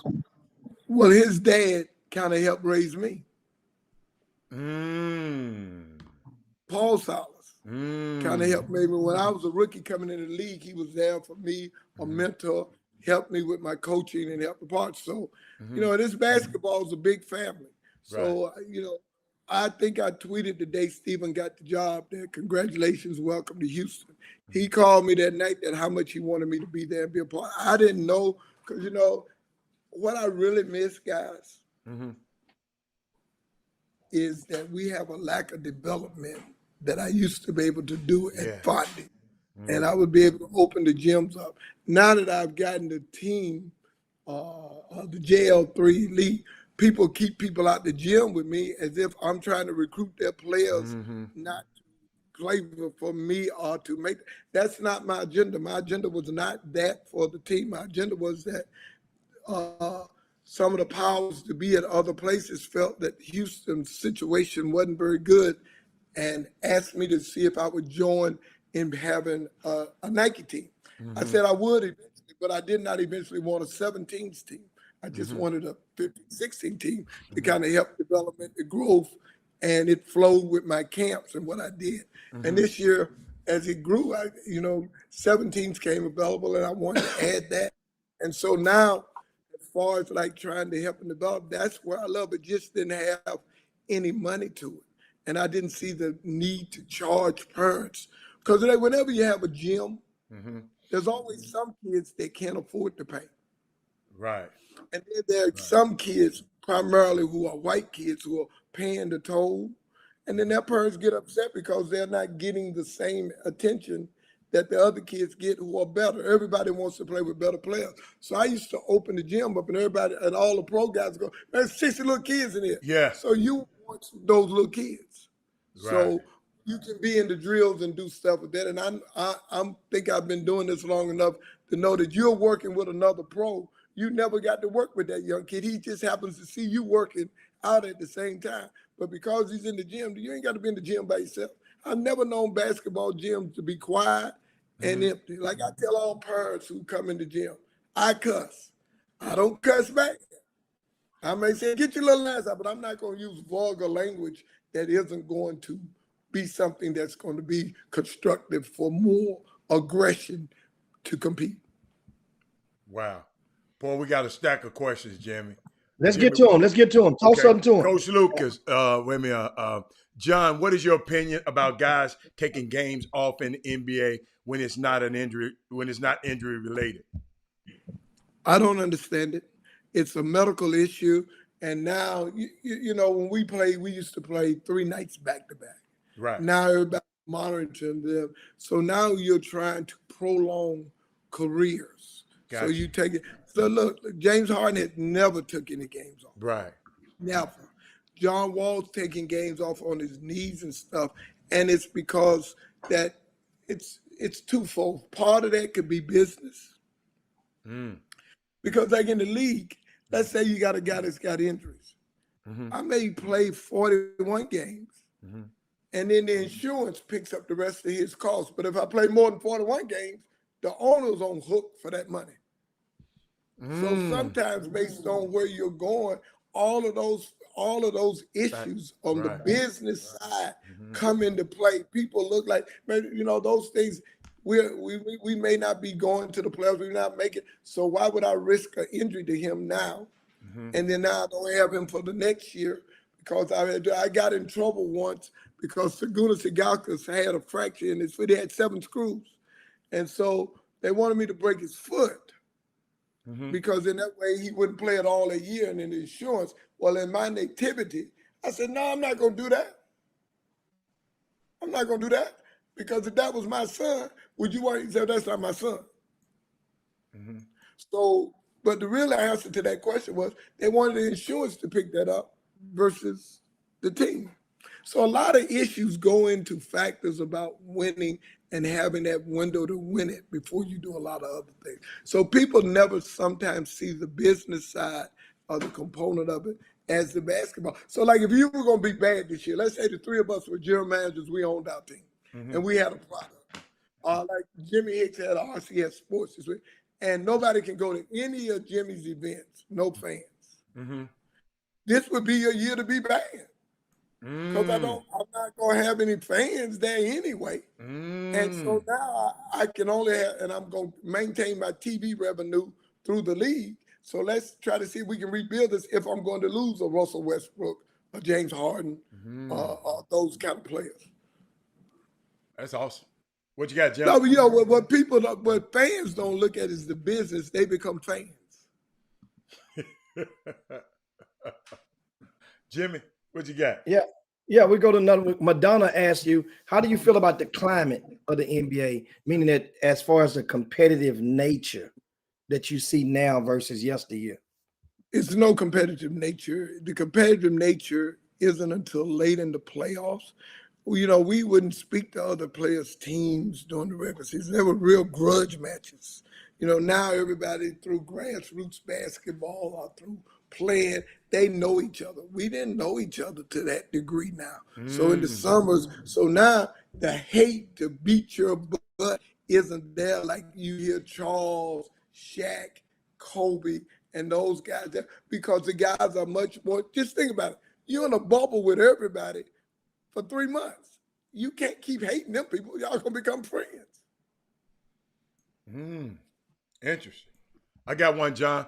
So, he asked John if he's training more females now, and if so, when should they come to you? I know a young lady who could be very special. You know, that's one of the things. That's a tough question, because one of the things, like with me, is my time off. Charlie was a young lady that had been with me ever since she was young. And let me give you Charlie's history. Her dad She lost her dad at a young age. Her brother plays at Southern Cal, a really good football player. Ponda, they would always come to my camps the whole time. And she played at Barbers Hill. Jimmy will remember I had the Fonda Hall of Fame games for her teams to play in. So, that was one that I was going to take the time to try to help. That's a Houston kid. Now, a kid flying in from out of the country, I would have to have time off because I'm still working with the Rockets. So like after practice, I would get to Charlie. Before morning at 8 a.m., Charlie would be in the gym with me. I'd go to the Rockets practice, and then we'd get a workout in after practice. But that was a commitment that she had to be in Houston for that to happen. So hopefully, she's done the work. And then in our pro division, which she would be our first one, not our first, but the first time I've named it something that, Penny came through that early years ago. A lot of people have gone through it, but now she was the first one to really of that. And then I've got some other high school kids and others that are part of it because of the overtime thing that's coming out next year. Girls don't have that yet. So the girls, I like to start with after the 8th grade. Jimmy? Okay, after the grade. Now. Well, and because of that, go on. No, go on.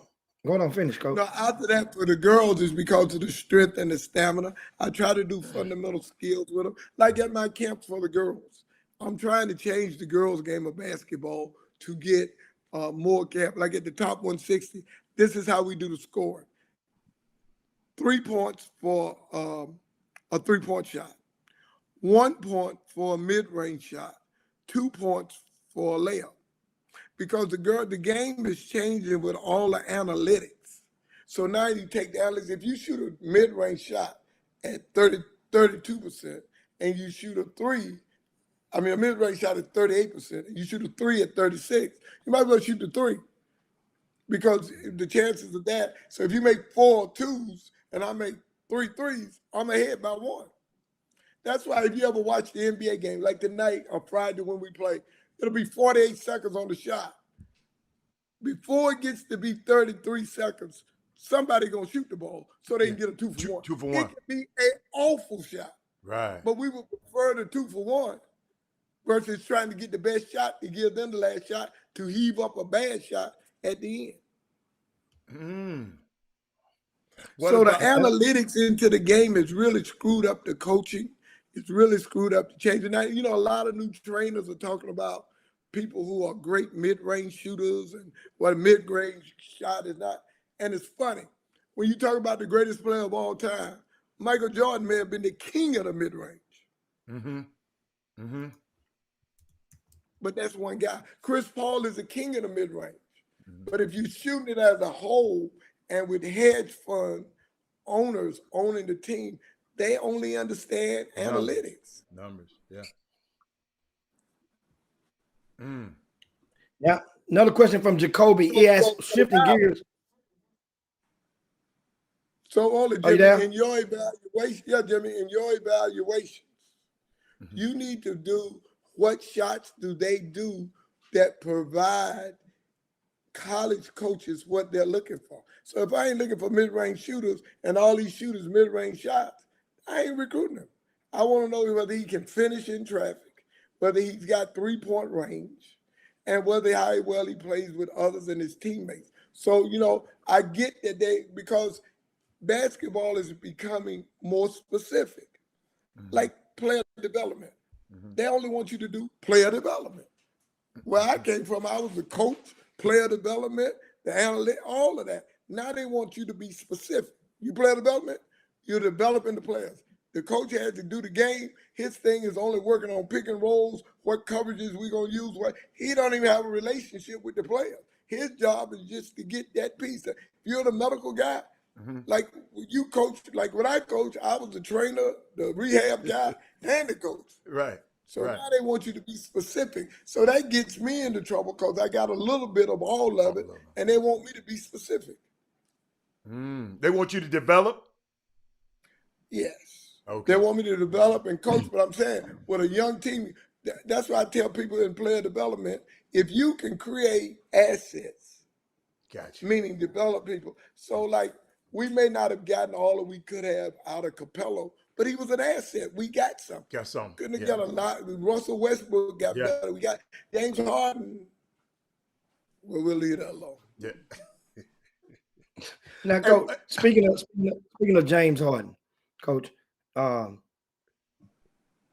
before when he was with the Houston Rockets, there were 4 potential Hall of Famers that played with him that all left before he left. Dwight Howard, Chris Paul, Russell Westbrook, and Carmelo Anthony. Which of those 4, if you had to do it all over again, do you wish that you could have gotten in and did more to help salvage or keep here? That would have, which of those 4? Oh, that's easy, Chris Paul. Why?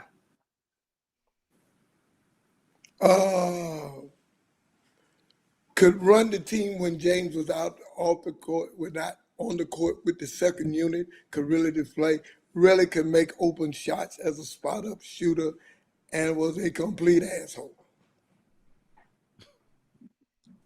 That's a good thing? A great thing for the pros. Yeah, for the pros. And he took James on. The other guys were good, but James, James may be the best basketball player in the world. Yeah, I mean, I agree. So I can't talk a lot about him. They were doing a big article on it. They wanted me to compare him when I had Kobe and all of those things and LeBron. James Harden is a generational guy. I mean, we used to do drills where, just think about this, 20 out of 26 threes at each spot. Every day. He very rarely missed. I shouldn't probably tell y'all this story, but I will. Anyway, you remember when James was out there in Vegas and everybody was all going crazy about he's out with little baby, he's out running around, he's training camp. I remember telling Coach Siles, I said, Coach, he can come in here 290 pounds. Right. All you're going to do is win. He said, I said, don't get mixed up, Coach. Everybody has a middle of the day. If he run around with little baby in the middle, but James is going to get his work in. Yes, sir. And he's going to do now all that other flash is for the Twitter, Instagram, and all of that, whatever the kids like do, but he's going to get his work in. So Coach said, you really been, I said, I know this man like the back of my hand. First game, 44, 17, and 14, and we didn't have John Wall or Christian Wood or any of our guys. And Coach said, I see what you're talking about. You know what's so unique? And because I think let me tell you that again. Let me tell you, like I tell them about LeBron James sometimes. 27, 7, and 7 for 17 years.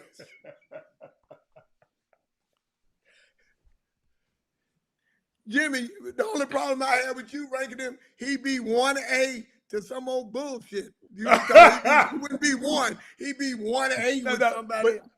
But John, Jimmy always give a disclaimer. No, Jimmy give a disclaimer. He said, I talk about how good they are in high school. I can't translate how they're going to be good in college. I don't translate how they're going to be good. He said, but in high school, I'm talking about what his ass did on Tuesday and Friday. Yeah. Jimmy owe me. Send me my check, Jimmy, for that one. Jimmy always the king of good players can never have a bad game. He's the king. Oh, yeah. Good players can never have a bad game. Yeah. Not in the big game. Not in the big game. Not in the big game. Not in the big game. Not in the money game. You don't do that. That's back in the days. Think about this. We'd have gotten so sensitive that we can't even use the word choke no more. Choke was a normal part of the basketball culture when you was coming up, Coach. You know that. You can't even say choking no more.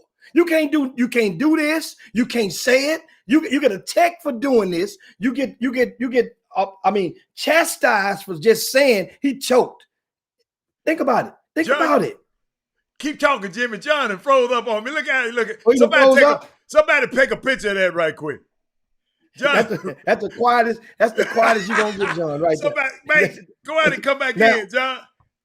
Hey, go back and come. The Oh, he about to do. questions. He coming back in. Yeah. Yeah, he coming back in. Yeah. First question we queue up, we'll switch over to Jacoby's question about the grassroots. You know what I'm laughing about? And I love how people just have selective color. And I understand they're fans and y'all like the fans. But we just said, have Chris Paul ever won a championship, Jimmy? No, he hasn't. No, but I'm seeing you talk, but you mentioned James, you get a whole lot of, well, he ain't won nothing. But you mentioned Chris Paul. Oh, I like him. He good. Everybody, John, is not going to win an NBA championship. I'm sorry. No, you know, one of the worst things that happened, and I argued with Commissioner Stern about this, but he was putting out the top 50. All of that crap is political. Okay. It's not necessarily the top 50, because how can you put guys who are in the league in the top 50 and they haven't even finished playing? So for the marketing standpoint, we do those things to sell seats that give misinformation to the fans. So like the Hall of Fame, some people are in the Hall of Fame. It ain't the Hall of Fame. That's a political Hall of Fame. When you say the Hall of Fame, you get, I mean, Barry Bonds is not a Hall of Famer. So until we can cut out some of those things and be fair to the people, I kind of like you all say all the time, give people their flowers now, or whatever. You know, now when they die, they get put in the Hall of Fame. You know, they really were good. You know, I tell people all the time, I get hated on 24/7. If I ain't even nowhere around, I get hated. Like I jumped on the guys the other day because we've been starting awful in the games. And it's because we don't come out bad. I tell them, we look at a damn AAU team. 3 or 4 guys come out as a damn team and warm up. We ain't that good. Oh, I got you. People talk about culture. I don't think people know what they mean by culture. What you mean? When you set a culture, when you set a culture, then you do things the right way, and then everybody's culture is different. You got veteran players, you do veteran things. You got young players, we do young things. Like our team is we gotta sit on these guys. They're young. Just think about it. Kevin Porter's 20 years old. He don't know nothing about nothing. I'm having a hard time trying to get him to cut that damn hair. Yeah. And the 2 little ponytails hanging out. How I'm gonna get you some commercials with you looking like that? You done lost your mind? Hey, you know what, John? Have you talked to him? But I gotta remember, he's 20 years old. John, have you ever asked him why he wears hair like that? Oh, have you ever asked him why? That's his way.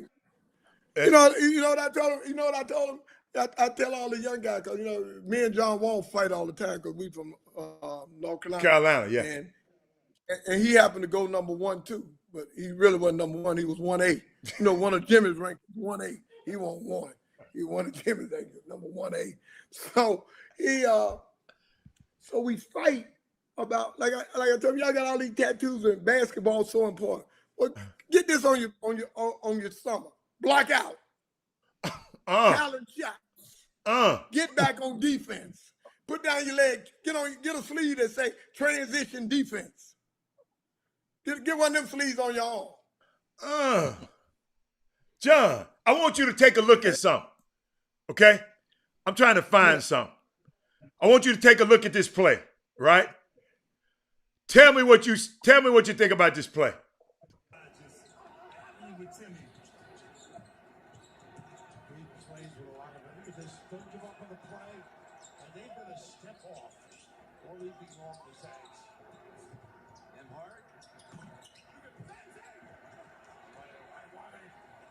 That's why they were national champions.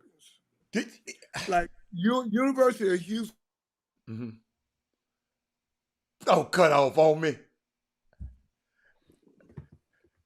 Hey, John is just about to get. He's gonna reset himself. Meanwhile, we're gonna ask you guys. We're watching right now. Up on the YouTube feed. If you're on Facebook, let's everybody share the show right now. This is legendary. Yes, sir. And we never know the last time that we would be able to converse with somebody. And Right. and that's Oh, this is I want understand. to finish my So comment Hold up, Jim. before so before you I say Baylor, close that's why they out. won a championship, and you said University. You talking about I'm about to U talk of about U H of A. wasn't the most talented team of the Final Four, Mm-hmm. but they played the hardest of that group besides Baylor. Now they got out talent at the end, but Kelvin did a great job for getting those guys to buy in, play hard, and you can see it in the way of Monty Brooks and a couple of guys that we've had from them. That those guys, he does a great job of getting them to play hard, and I know the type of kids that he recruits that does that, and he's done a good job of helping Quentin Grimes and the rest of those guys to develop. But Baylor's three guards, and you win in college with three guards, and the effort and the hustle of Vital and those guys made them get to that. Took Scott Drew 20 years to get this. 20 years ago, because my son went to school at Baylor at the time when he came. That's right. That's right. Those three kids that got killed with Lawrence Roberts, they stayed in my house the week before that kid got killed. So look how long it took them to build. It takes 10 years to build a championship to get to that point.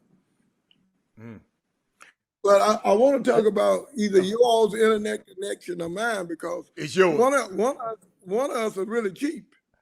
I think it's you. Well, we're going to give you a quote from one of the viewers right now, and her name is Kim.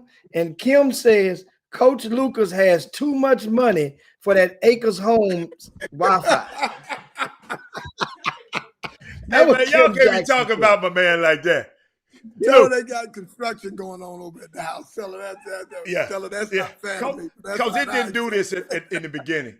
But but that's all right. You can come back on and come back on. But Coach, somebody was asking, because they was talking about your 17 and under team. They was trying to hate on them a little bit.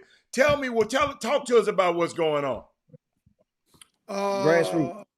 Your grassroots 17 and under team. Our grassroots 17 and under. Mm-hmm. I think they're going to be fine. Got a lot of pull some things together. One of the great things about our city is that we love to hate each other. Yes. And we love to have I took a lot of heat for bringing Lupe on and bringing those guys on. Lupe's done a good job. Yeah. Richard Law. We added Vince. And I try to tell those guys every time they go play, they got a target on their back. Right. And that they can't take it in. Bryce Griggs, and I told Bryce the same thing. Bryce, you go play, you got to play, because I had people quit the team because they wanted to play against you, and they didn't get to play against you when I had a 15 or 16 team. They left the team because they didn't get to play against you. So every time you showed up, but I also have to tell like Vince, and then I got the piece about with Austin Nunez and his dad, Lupe. Lupe with all that. None of those. All of that goes on NBA teams. Teams, yeah. Every team's got that. If you can't play with good players, you might well quit now. Everybody talk about, but now for some reason, that's why I told you earlier, families and parents screw up AAU teams because they get the misconception, like, he handled the ball too much. He got the ball. Well, guess when you go to school, you're going to be with other good players. That's right. And one of the best things I learned, my dad told me, he said, I'm going to Maryland. And he tell you, well, you aren't going to have the ball. And I averaged like 40 points in high school. He said, you're not going to have the ball like that. He said, Lenny Elmo's an All-American. That's right. Tom McMillan's All-American. Mm-hmm. Mo Howard's All-American. Right. So don't call me telling me you want to lead because I ain't getting the ball enough. Figure it out. But the main thing is communication. And our 15s and 16s, I've only been doing this 3 years. That's right. That's right. And this is my first year with 17. Right. And then all of a sudden, I was everybody's best friend. Now I ain't nobody's friend. Oh, no. Like now, all of a sudden, don't nobody want to come in, Look, let me tell y'all something. I want one thing, for everybody to be successful. Right. And if I can keep pushing, if you think I can keep pushing you to make your teams better, praise the Lord. Because I'm in it for one thing. See the city of Houston get better and better. So when our 15s and 16s and the group that Brooks and all the other people did, and then, some other things. Don't believe everything people tell you when they ain't with me no more. Say that one more time, Coach. don't always believe everything that people say. You know, the truth travels slowly. Mm-hmm. A lie travel real quick. Quick, right. So I'm always for the city of Houston. I got no personal agendas against nobody. So I just want everybody to be successful, and I want everybody to be fair. And so I've tried to help as many people as I can, and I'm trying not to hinder anybody. But when you ask me about questions about people, I've either tried to have them come aboard, then they didn't want to do it for other reasons. And JL, my brand with Nike, I'm 49 years in with Nike. Right. I started the EBYM. Right. I've been a part of that for a long time, and I'm a ambassador on the board of Nike for a long time. So I don't do that. So one of the things that happens sometimes is that I hear all this information about what I'm doing or what we're doing. Mm-hmm. I'm not trying to do anything but to try to help basketball be successful and to bring people along who want to grow and get better. And hopefully we can do that. We're not there.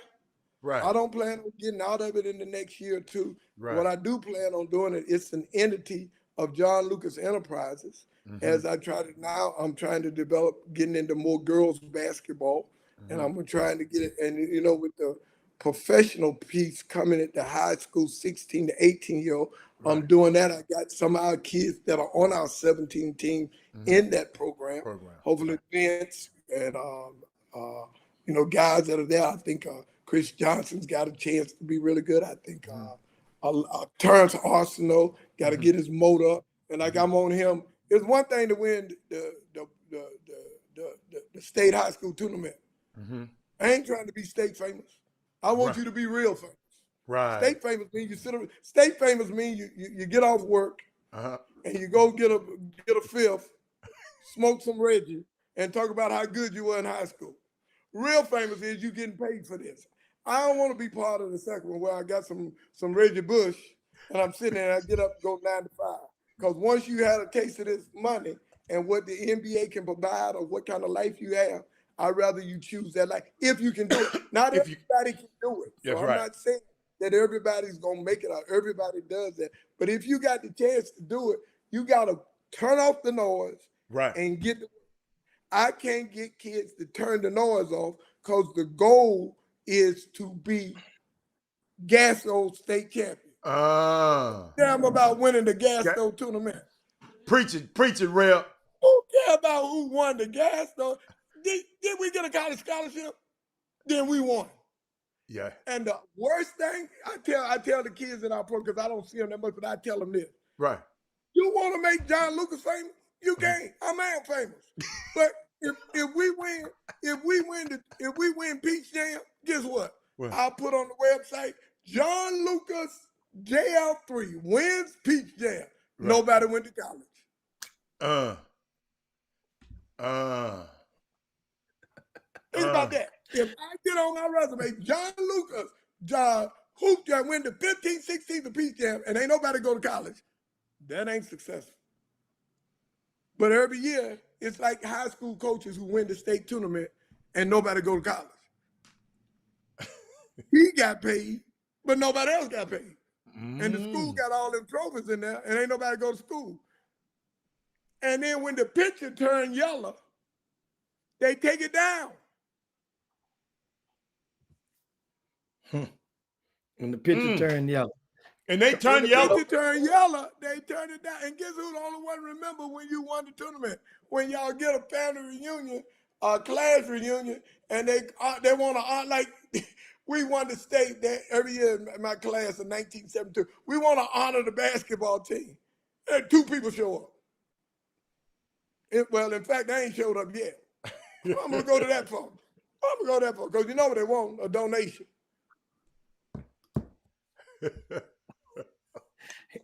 Coach, do you think they? I want to tell you something. I get Let him talk. Because the goal is to win for you and your kids, not for you to win for me.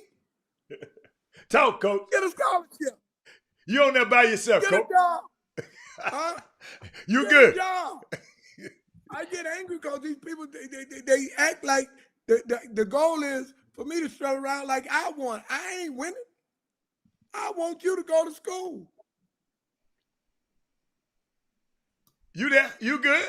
Me and Jimmy, Yeah, we just went off camera. I just think that it's very important that the parents understand that the goal is to get a college education or to go to the pros. What we forget sometimes is we want to be famous for a week and walk around the gym and say, my son kicked this guy. Guess what? It don't change that you beat who? Keontae George, or you beat somebody else. They still gonna get what they supposed to get. Thank you. It doesn't change what's happening for you. Wow. The biggest trick is everybody that's got these offers. Jimmy Hicks ain't gonna like this. Everybody else who does scouting services ain't gonna like this. Except the offer that they tell you they got. At my house, my wife can't get no offers. They gotta come from the boss. The head coach, the assistant coach can't give me no offer. Talk to the boss. Don't be talking to the assistant coach that's a good friend of the AAU coaches, that's a good friend of my coach, and get these old fake ass offers. Talk to the head coach. That was me, Coach. I had to give you a little effect on that one. Here you go. I get mad. They say I got an offer coming from the assistant coach. He do the defense or the offense. Who make the decisions in your house, Hatter? Me. That's it. Who make? See, you see, Hey, Sandra just hacked the show and zapped him off before he got a chance to ask me that. She just zapped him. Come back on, John. Come back on. You know Sandra watching. Before you even got to me, she get him tagged in there. Come back on, Tommy, and put Daddy back on. Get John back on. He got to finish this. No, Miss Debbie went and pulled the damn internet cord out the wall. You said that right there? That's what happened. Hey, you cap your ass off. She Miss Debbie said, wait a minute. But Jimmy, he is so. I mean, he come. Hey, John know how to hit that button. John know how to hit that button and get back on, baby. Hey, yeah. But the goal for me is for everybody to get a college scholarship. Okay? Gotcha. It may not be a powerhouse, but to get in school, get off that weed, get off the street. Because we have a lot of kids I got a kid who lost his mom this year to cancer. Yeah. Got another kid that's struggling. Got another kid that's being hated on. And we got to take care of our community. Right. We got to make sure all our kids end up being successful and competing. Because one thing that happened, I remember a long time ago, Jimmy Hicks was ranking my son before I got to really know Jimmy and all these other people ranking. They used to have Jay way down in the rankings. And I said, well, why is he so low? Well, then it doesn't matter where he is. It still won't bother his recruitment.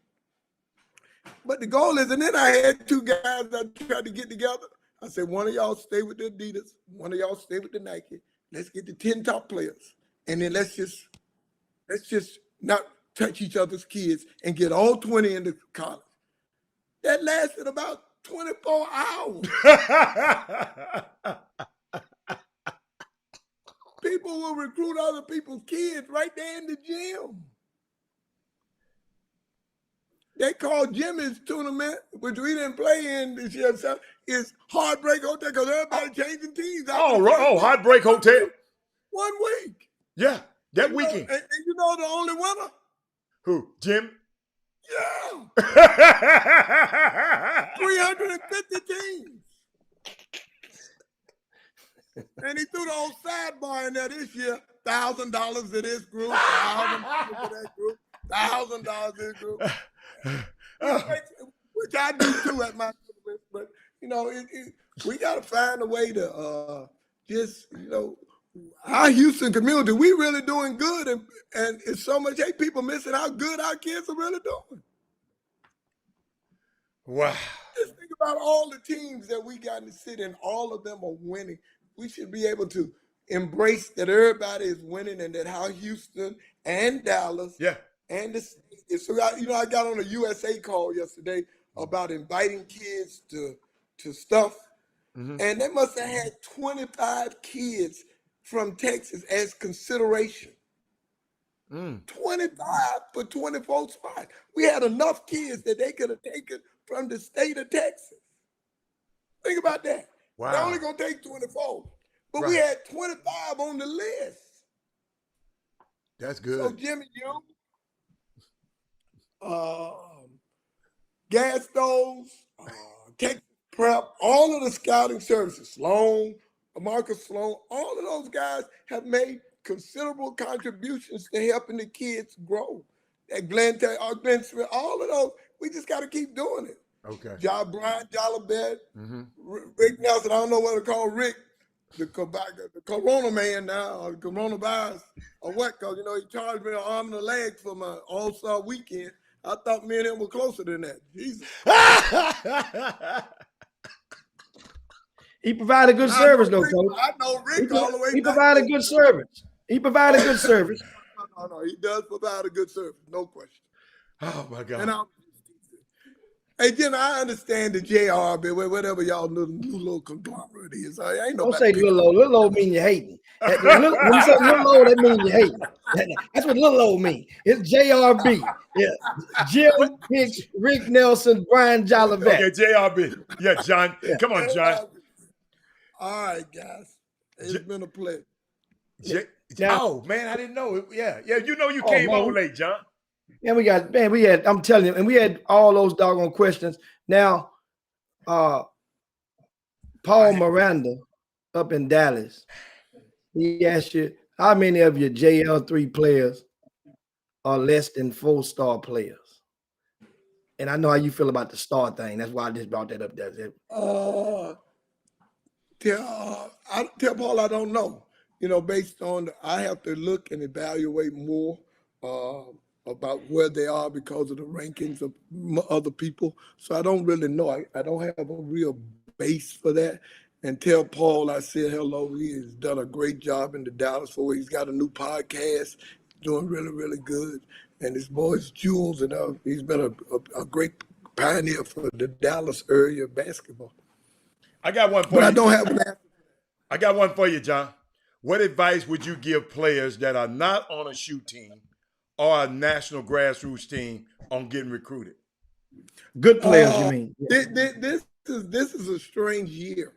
And I've had a lot of questions that brought to me. This year, with nobody being able to come out and see kids till certain points, I don't think it really matters early in the year. The problem is, like a lot of kids have asked me, well, I want to play on your team when the Nike circuit comes in July. To go. That's a hard deal for me, because why would I deprive the kids that have been with me the chance to go when they've stuck by me to add you to get better for the team? So that's a tough call. I'm not saying that you don't, but that's tough for kids who played with you all year, and then the teams that are not shoe teams and they want to jump on your team and then take all the minutes. And then that I don't know how I feel about that as a look. I don't know if I want to win at a grassroots level at that cost. If it was a pro level, I wouldn't have a choice because that's a job. But at a grassroots level, I don't know if how I feel about that. So you still just evaluating your team right now? All of your teams, right? Yeah. John? Yeah. Because I know you haven't had much time because we played down in Dallas, and I was surprised. One of the changes I made though this year was I hired 2 high school coaches. Okay. And Terrence Box from Kincaid, and then Coach Harold Baber from he's at St. Francis now, used to be at St. John, and they had absolutely 2 days with their 15s and 16s. With Alex Franklin, and they pulled together and got to. I was surprised that they got there. Our 17s hadn't had any practice, and then Bryce Griggs was a really late addition. And then, when you add Bryce, then there comes a whole lot of controversy and a whole lot of things that have to come. So you have to treat that like with Vince, who I think has got a chance to be really good. Austin Nunez has a chance to be really good. And I love Terrence Arsenault. And what you like about him, Coach? And, Arsenal. Terrence Arsenal. Yeah. I think he's a 3. Got to get his motor up. Mm-hmm. He can play a lot harder than he does, but I love his skill set. I think he's going to be one of the best highly recruited kids in the state. Grassroots is not his best format because some people need help to have the ball in their hands. So his success comes from being in a system like he is at Beaumont United, where they have like a system of the way they play.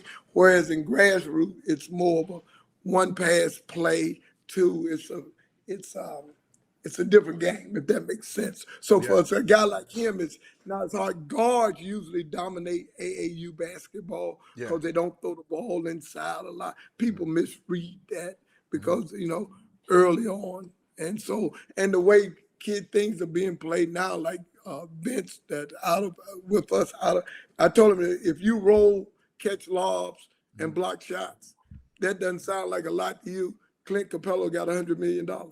Yes. Jared Allen is getting ready to get $100 million for those things. So people aren't teaching jump hooks, one step, drop steps, because we don't play that way at this level anymore. And we look for specifics. And the specifics are not whether you can do everything. Right. What is one thing that you can do better than everybody else? Not that you can shoot, score, and get there. If you just playing and you do everything, well, if I'm playing Kobe Bryant, James Harden, $20 million to score, you better be able to shoot from the spots where they're going to double team him and make those shots like a PJ Tucker, Trevor, Reason. They aren't the greatest basketball players, but they make shots. That's right. And they can accept the role. And the greatest thing about the roles is you eliminate the perms. Because once I pay you, I ain't listening to no more perms. Say that again. Once I pay you on the pro level, I ain't listening to more. A parent call me about paying somebody about playing. Yeah. Okay. So how is the dynamic with the parents now? I don't have a lot of that. Our parents have been really, really good. The dynamics that you have is other people negatively recruit daddy ball. I got you. Okay. I got you. Okay. You're not gonna get enough minutes. I got you. Luke ain't gonna be there, right? So he ain't really gonna be there to do the recruit, to coach your kid. You in the and it is different. Yeah. When I'm there, I got a foot in the ass, but I ain't there. I'm there for the moment, but I ain't going on the road to coach. That's a good point. And then they can't get away with what I get away with because, sometimes your resume gives you credibility. Yeah. Versus somebody who doesn't have the resume to get credibility. That's awesome. It's like one of the coaches asked me with the Rockets, how do you know everybody? Well, I got a different relationship. I might have helped somebody's parent in treatment. I might have had to help someone. So my relationship is different than just basketball. I can get into the bedroom. Sometimes kids don't just let me stay in the living room. The living room, the house look good. You got stuff to cover up all the spots. But when you get in the bedroom, you see really how somebody lives. Yeah. Especially at restroom. There's too much information right there. Hey, Coach, I didn't see it asked, and I guess he's asked this question 3 times. So it must be for a reason. I don't know. Yeah. It says Kendrick Perkins taking over the JL3 program? Kendrick Perkins has the younger kids. He has his son on our team, on that 9th grade team. They've been doing really good. Old Perkins been really good. Me and him fight every day. He used to train with me. Yeah. And so I always tease him. He's been really good. They got a very good team. And, Team United, Josh Goodson and those joined us. And they are our younger group. And they're a really good nationally ranked team. So I think, Jimmy, we have a nice format of a building foundation to keep building our program, not for 1 year, because I wanted to be able to build all the way through and to keep growing. I would like to be eventually the flagship team for the Nike program. I like that. That doesn't necessarily mean for me winning Peach Jam every year. The flagship. Having the best flagship program to me is meaning having quality training, because I'm not going to always get the best players. Right. but to have the quality training, do what I say I'm gonna do, pay my bills, be where I'm supposed to be, pay for my gym rental. If I'm saying I'm coming to your event, be there. If we're running a tournament, try to be as close on time as we can and to do what we say we're going to do and to grow basketball. So, and to help develop the coaches who want to get into coaching. So like I got a couple of coaches that want to get into college, player training that want to get into training. So I want them to be there too. Jim? I want to be a full service program in basketball, not just a basketball program that's playing in tournaments in the summer. Does that make sense? Make a lot of sense. So make a lot of now one of the things we talked about earlier, Coach, was the trips in July. Peace Jam is rumored to be approximately 10 to 14 days long this year. All teams will get invited to Peace Jam, and 15s, 16s, and 17s from each of the organizations. So that means the expense that it would normally take to go and travel and have the Peace Jam. That's the least. Well, for us, Jimmy, that'll be at least a $50,000 hit. Wow. For how many teams, Coach? That's 3 teams. 3 teams. Yeah. You got to get 3 teams for. You got to have a hotel room. You got to pay for your coaches. We feed our kids. We have 3 meals a day. You got to get practice time in courts. You got to fly there. That's right. You got to get rental cars for the coaches. Right. You're going to have miscellaneous things that are going to be needed there. So you're talking about that's $6,000 for each team to travel. That's what, $18,000 there. Even if you get your tickets at $300 a round trip ticket, then the hotel room for 10 days will be what, talking about 6 or 7, about $1,000 a room for that. Oh, at least $1,200 to $1,500 for those rooms when you double them up. Yeah. So it's gotten to be expensive, real expensive. If you're gonna do it right, it froze. No, you ain't froze. You there, John? You good? Oh, I said if you're gonna do it right. And Jimmy over there freezing. You good?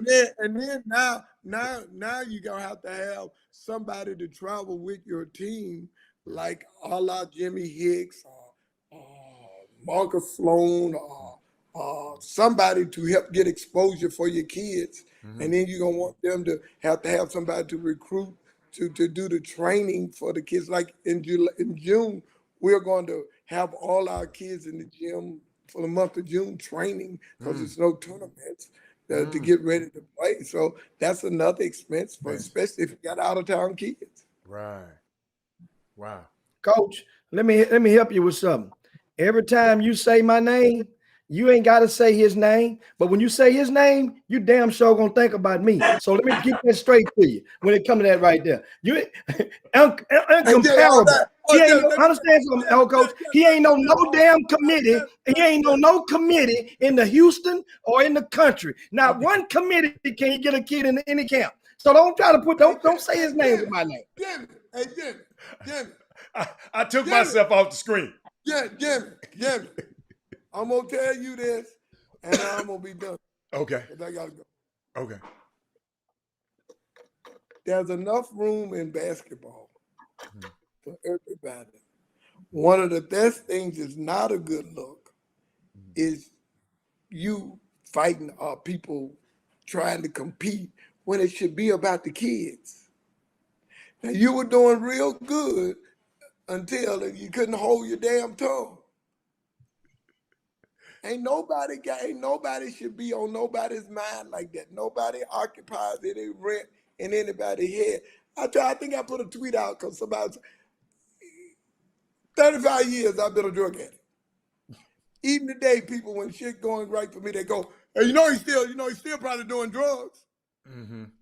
I'm never gonna lose being a drug addict. So for you, it's bigger than all of that and what it is, and it's enough for everybody. I mean, I shouldn't, or you shouldn't, or nobody should have to pick or choose from our kids because of a relationship with Jimmy Hicks or Marcus Sloan. Y'all need, y'all need to get that resolved. Like people tell me all the time, Man, you ought not to let these people in your gym. You ought not to let they stealing kids from you, coach. They're doing this, they're doing that. Y'all act like I don't know that. I ain't old. I ain't new to no old game. I'm old to an old game. It's just new players coming in the game thinking they know more than me. If it don't affect me, I'm at the stage it don't bother me. You've been doing this 50 years.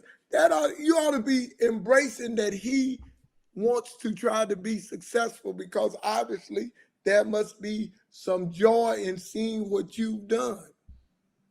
Instead of embracing that there's competition and say, hey, you know, I get mad when I go in the gym and they're doing my workouts all over the city. They come steal all my workouts. What I'm supposed to do? Go around and say, don't do my workouts? And they act like they workouts. But embrace it that you've been a role model for somebody else to be successful, and y'all need to drop that bullshit.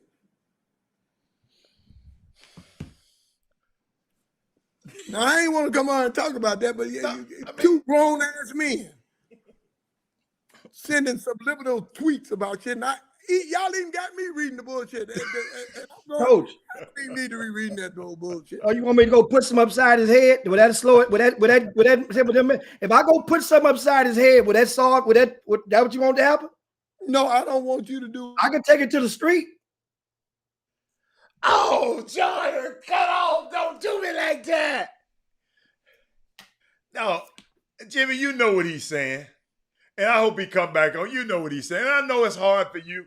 And believe you somebody me, gonna talk up on a good ass whipping. That's what's gonna happen. Yeah, then I want somebody to be able to stream it, and then I'll make bond. No, I don't. I ain't on paper no more. We don't want you to get bond, because then that's what's gonna end up happening. They know how this thing go in. But we don't want you to do that. You bigger than that, and that's all John even saying. And I try not to get it. What happened, Jimmy? How you get off? I didn't mean to take you off. Okay, hold on. It's just that. Oh, see, I knew he was gonna call back over there. Yeah. Hey, yeah, you couldn't get off with that. You couldn't get off. Come on. Hey, Jimmy. Hey, Jimmy. Now I consider you a son of mine. Yeah. Best shortstop to ever play. The best shortstop to ever play at TSU. No, John, no. Now you need to start acting like that. Now I'm gonna try to get you two together, because this is ridiculous for hearing you talk like that. Now you need to apologize on your show about that foul ass comments you made just then, because that ain't right, Jimmy. You won't take something that's not right. That ain't right. Now you ain't got to do it today, but you're gonna do it at some point, because you're bigger than that. Right? You gonna talk yourself up on a good ass whipping. Because that ain't right. That ain't right, Jimmy, and you know it. And get that squashed and get it corrected. It's good talking to y'all. Hold up, man. Let me give you something, John. Hold up. All right, baby. Hey, man, hey, y'all. Hey, this only happens on the job. Wow. Hey, Jimmy, I ain't gonna lie. See, you ain't no son to me. You appeal to me. I can't. John, like, you a son to John. But I've been wanting to say, because I think you're bigger than that. But I know a little bit more that John don't know. and I understand, but you ain't got you man. You done put yourself in a level right now that dude. Too many people look up to you, and I wish I can edit that little part out. Too many people look up to you. You got too much going on, and you got too much stuff we got to do on this show. And that kid, I mean, bless his little heart. I just hope, and I know you told me, you said, time, Robert, only time can heal this. So let's just hope time healed it enough where we can say, hey, man, all right, okay. You ain't got to be his friend no more. But this stuff here, we can't, like you said the other day, you ain't started no fights. You ain't started no stuff. I'm sitting there watching what's going on. And we just need to just go do what you got to do over there, son. Because I'm going to keep steamrolling my way through what I do. And that's what you've been doing. So shout out to John Lucas, man. I am so glad he said it. I hate to talk about it, y'all. I'll be so uncomfortable with this situation because it's just not good for us. And you're a great man. You spent 20 years toiling in these gyms so well that you got guys want to be you. Everybody just don't understand that. People think they can microwave this thing, and you done built blocks. That's why you have 300 teams coming to your thing. I saw you had to cut 40 teams out and said, man, I just ain't got room to you. So guess what, Jimmy? If people were smart enough to understand, man, them 40 teams could have been yours. It could have been. Here, man, you have my overflow. I've already brought you in on events. So you don't, John saying, don't you mess up your goodwill. You got goodwill, man. I know everybody, I know where you're from. I done been over there.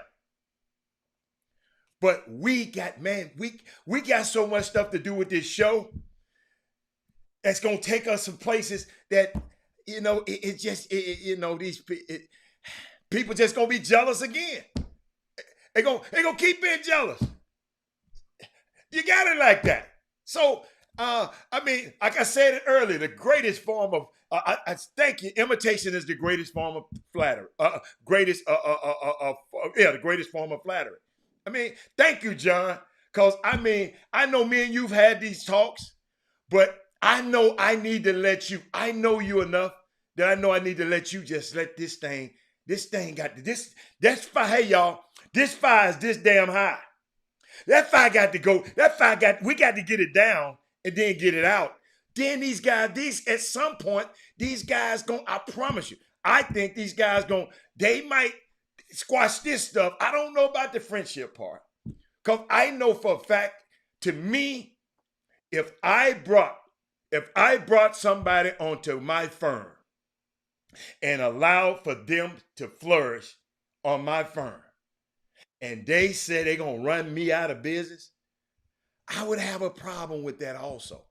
So I'm not sitting up here on no lofty perch like I would have a problem with it. But when when John Lucas tell me on a national show, man, we need to squash this stuff, it's time. And I'm gonna pray about it, and I hope it reach your heart. And you can yabba dabba, you can have the last words, because I know you can have the last word, and we can get the hell out of here. I can't play golf today, so I'm stuck in the house, so I can be here all day, y'all. So, but Jimmy, get us out of here, baby. Get us out of here. Yeah, and it was a great show, a great convo. Great with show. Coach John Lucas, and you may give him the moniker that I created earlier. What did I call it earlier? Reverend, Uncle, Pastor, Professor, great man, Coach John Lucas, great man that came and joined us. Great, and also, you guys, don't forget. There's a lot of updates on rcsports.com today. Jeffrey, from all this past week, Jeffrey Day, Doug Jones in the VIP news and on the front. Make sure you go to RCS Sports and check out that. We also posted the news in the VIP news about the Houston Area Basketball Coaches Association. Their annual All-Star Games will resume in a couple of weeks in Houston. There's 48 players that got selected. Okay. I posted the rosters to those games and to those teams in the VIP news. Check it out. Those games against going to be May the 4th is the date of that.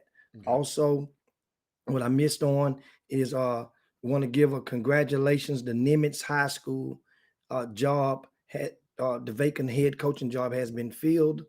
Taji Rito is named the new head coach at Nimitz High School. That name may sound familiar to many. Yes, he was one of the guards on the team alongside Kendrick Perkins at Beaumont Ozen High School at the turn of the millennium. He was recently the coach at Hampshire Fournette High School, which is down in the Golden Triangle. Okay. This young man will do a great job at Nimitz. He understands hood kids. He definitely can understand kids that feed into Nimitz High School. Not to saying everybody that feeds into Nimitz is hood, but he can.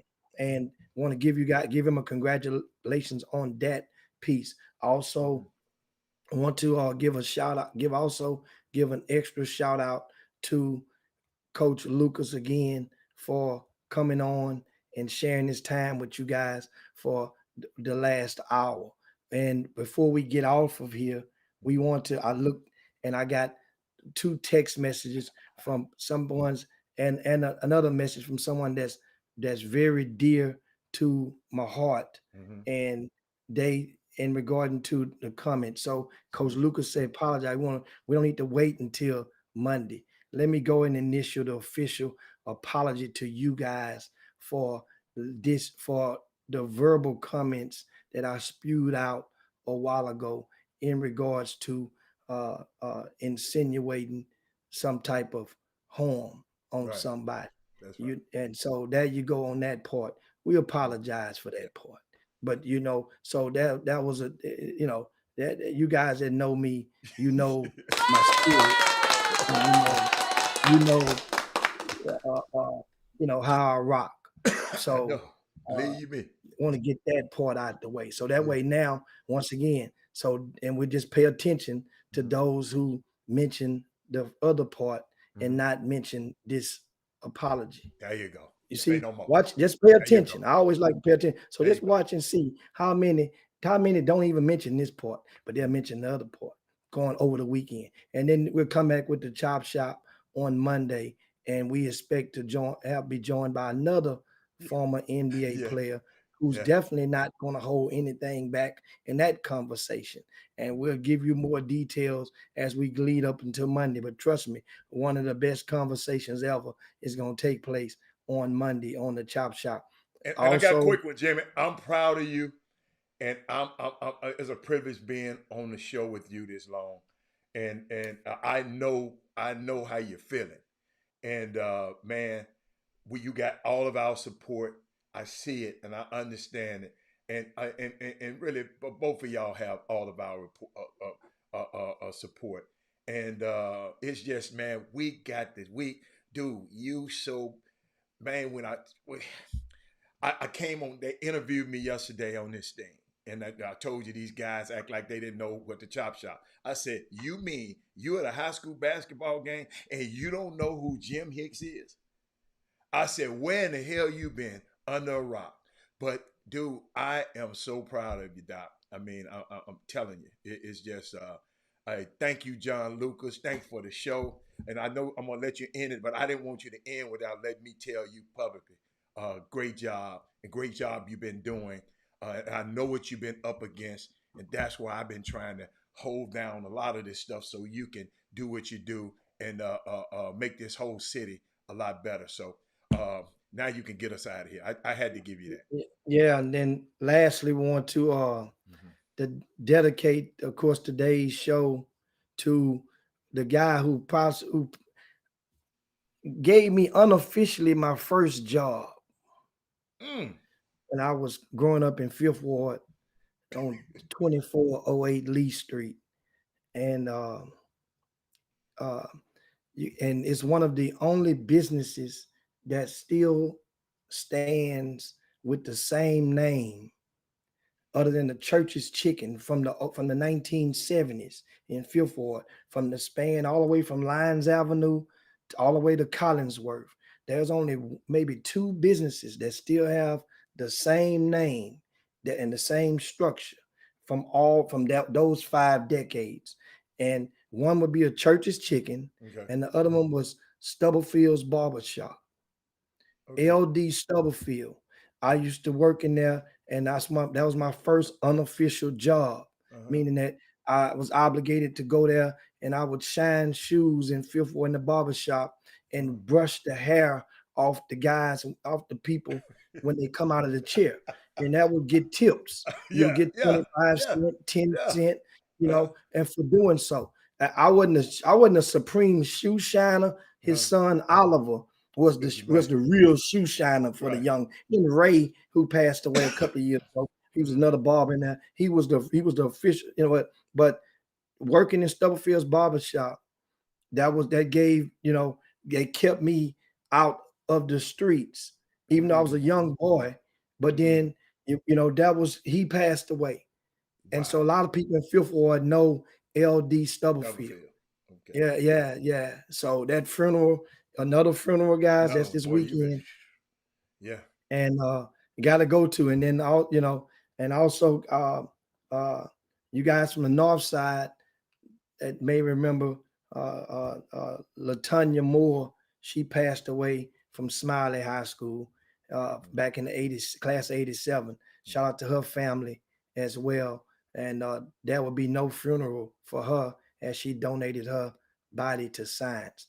And the thing about makes that story fascinating is that from what I learned is that she just graduated with a doctorate in December, but the school have informed the mother that they will let the mother walk across the stage next month when to get a doctorate certificate in her place. Wow. So that's kind of a cool ass story right there. Wow. But anyway, so that's pretty much it for today. Good. Once again, guys, in case you missed it, a sincere apology extends to all you guys because you didn't deserve to have a great conversation. I guess hampered by those comments made by me. Okay. So you're better than that. We better than that. Yeah. Let's groove on through the weekend.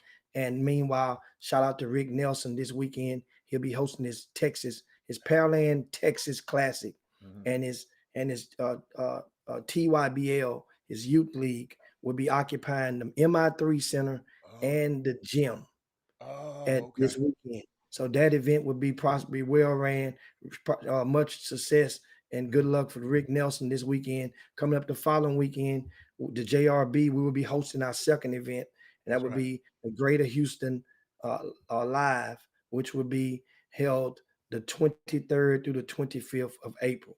You guys want to sign up your teams up, you simply go to aboveallsports.com, aboveallsportshoops.com. Right. That's the website, and you can reserve your slot. We want to thank everybody from tuning in to the Chop Shop. Hey, man, been one hell of a week, guys. One hell of a week. It's Baby Friday for us. Yeah, I'm out. It's Baby Friday for us. You got to work another day in the week. We good to go. Anyway, we'll see you guys. Make sure you share the show on the way out. Yeah, share the show, baby. And on behalf, of course, it is time to slide down Dino's back and yabba dabba do this thing. On behalf of Robert Haller, this is Jim Hicks. Peace, guys. We up out here. Chop shop. We out. Jim Hicks. Rob Hatter. You are now tuned in to the Chop Shop. I'm Retro. Let's get it. We in the Chop Shop. We live in the Chop Shop. We talking sports talk. We live in the Chop Shop. We in the Chop Shop. I'm talking sports talk. So turn your dials up. It's live in the Chop Shop. We in the Chop Shop. We live in the Chop Shop. We talking sports talk. We live in the Chop Shop.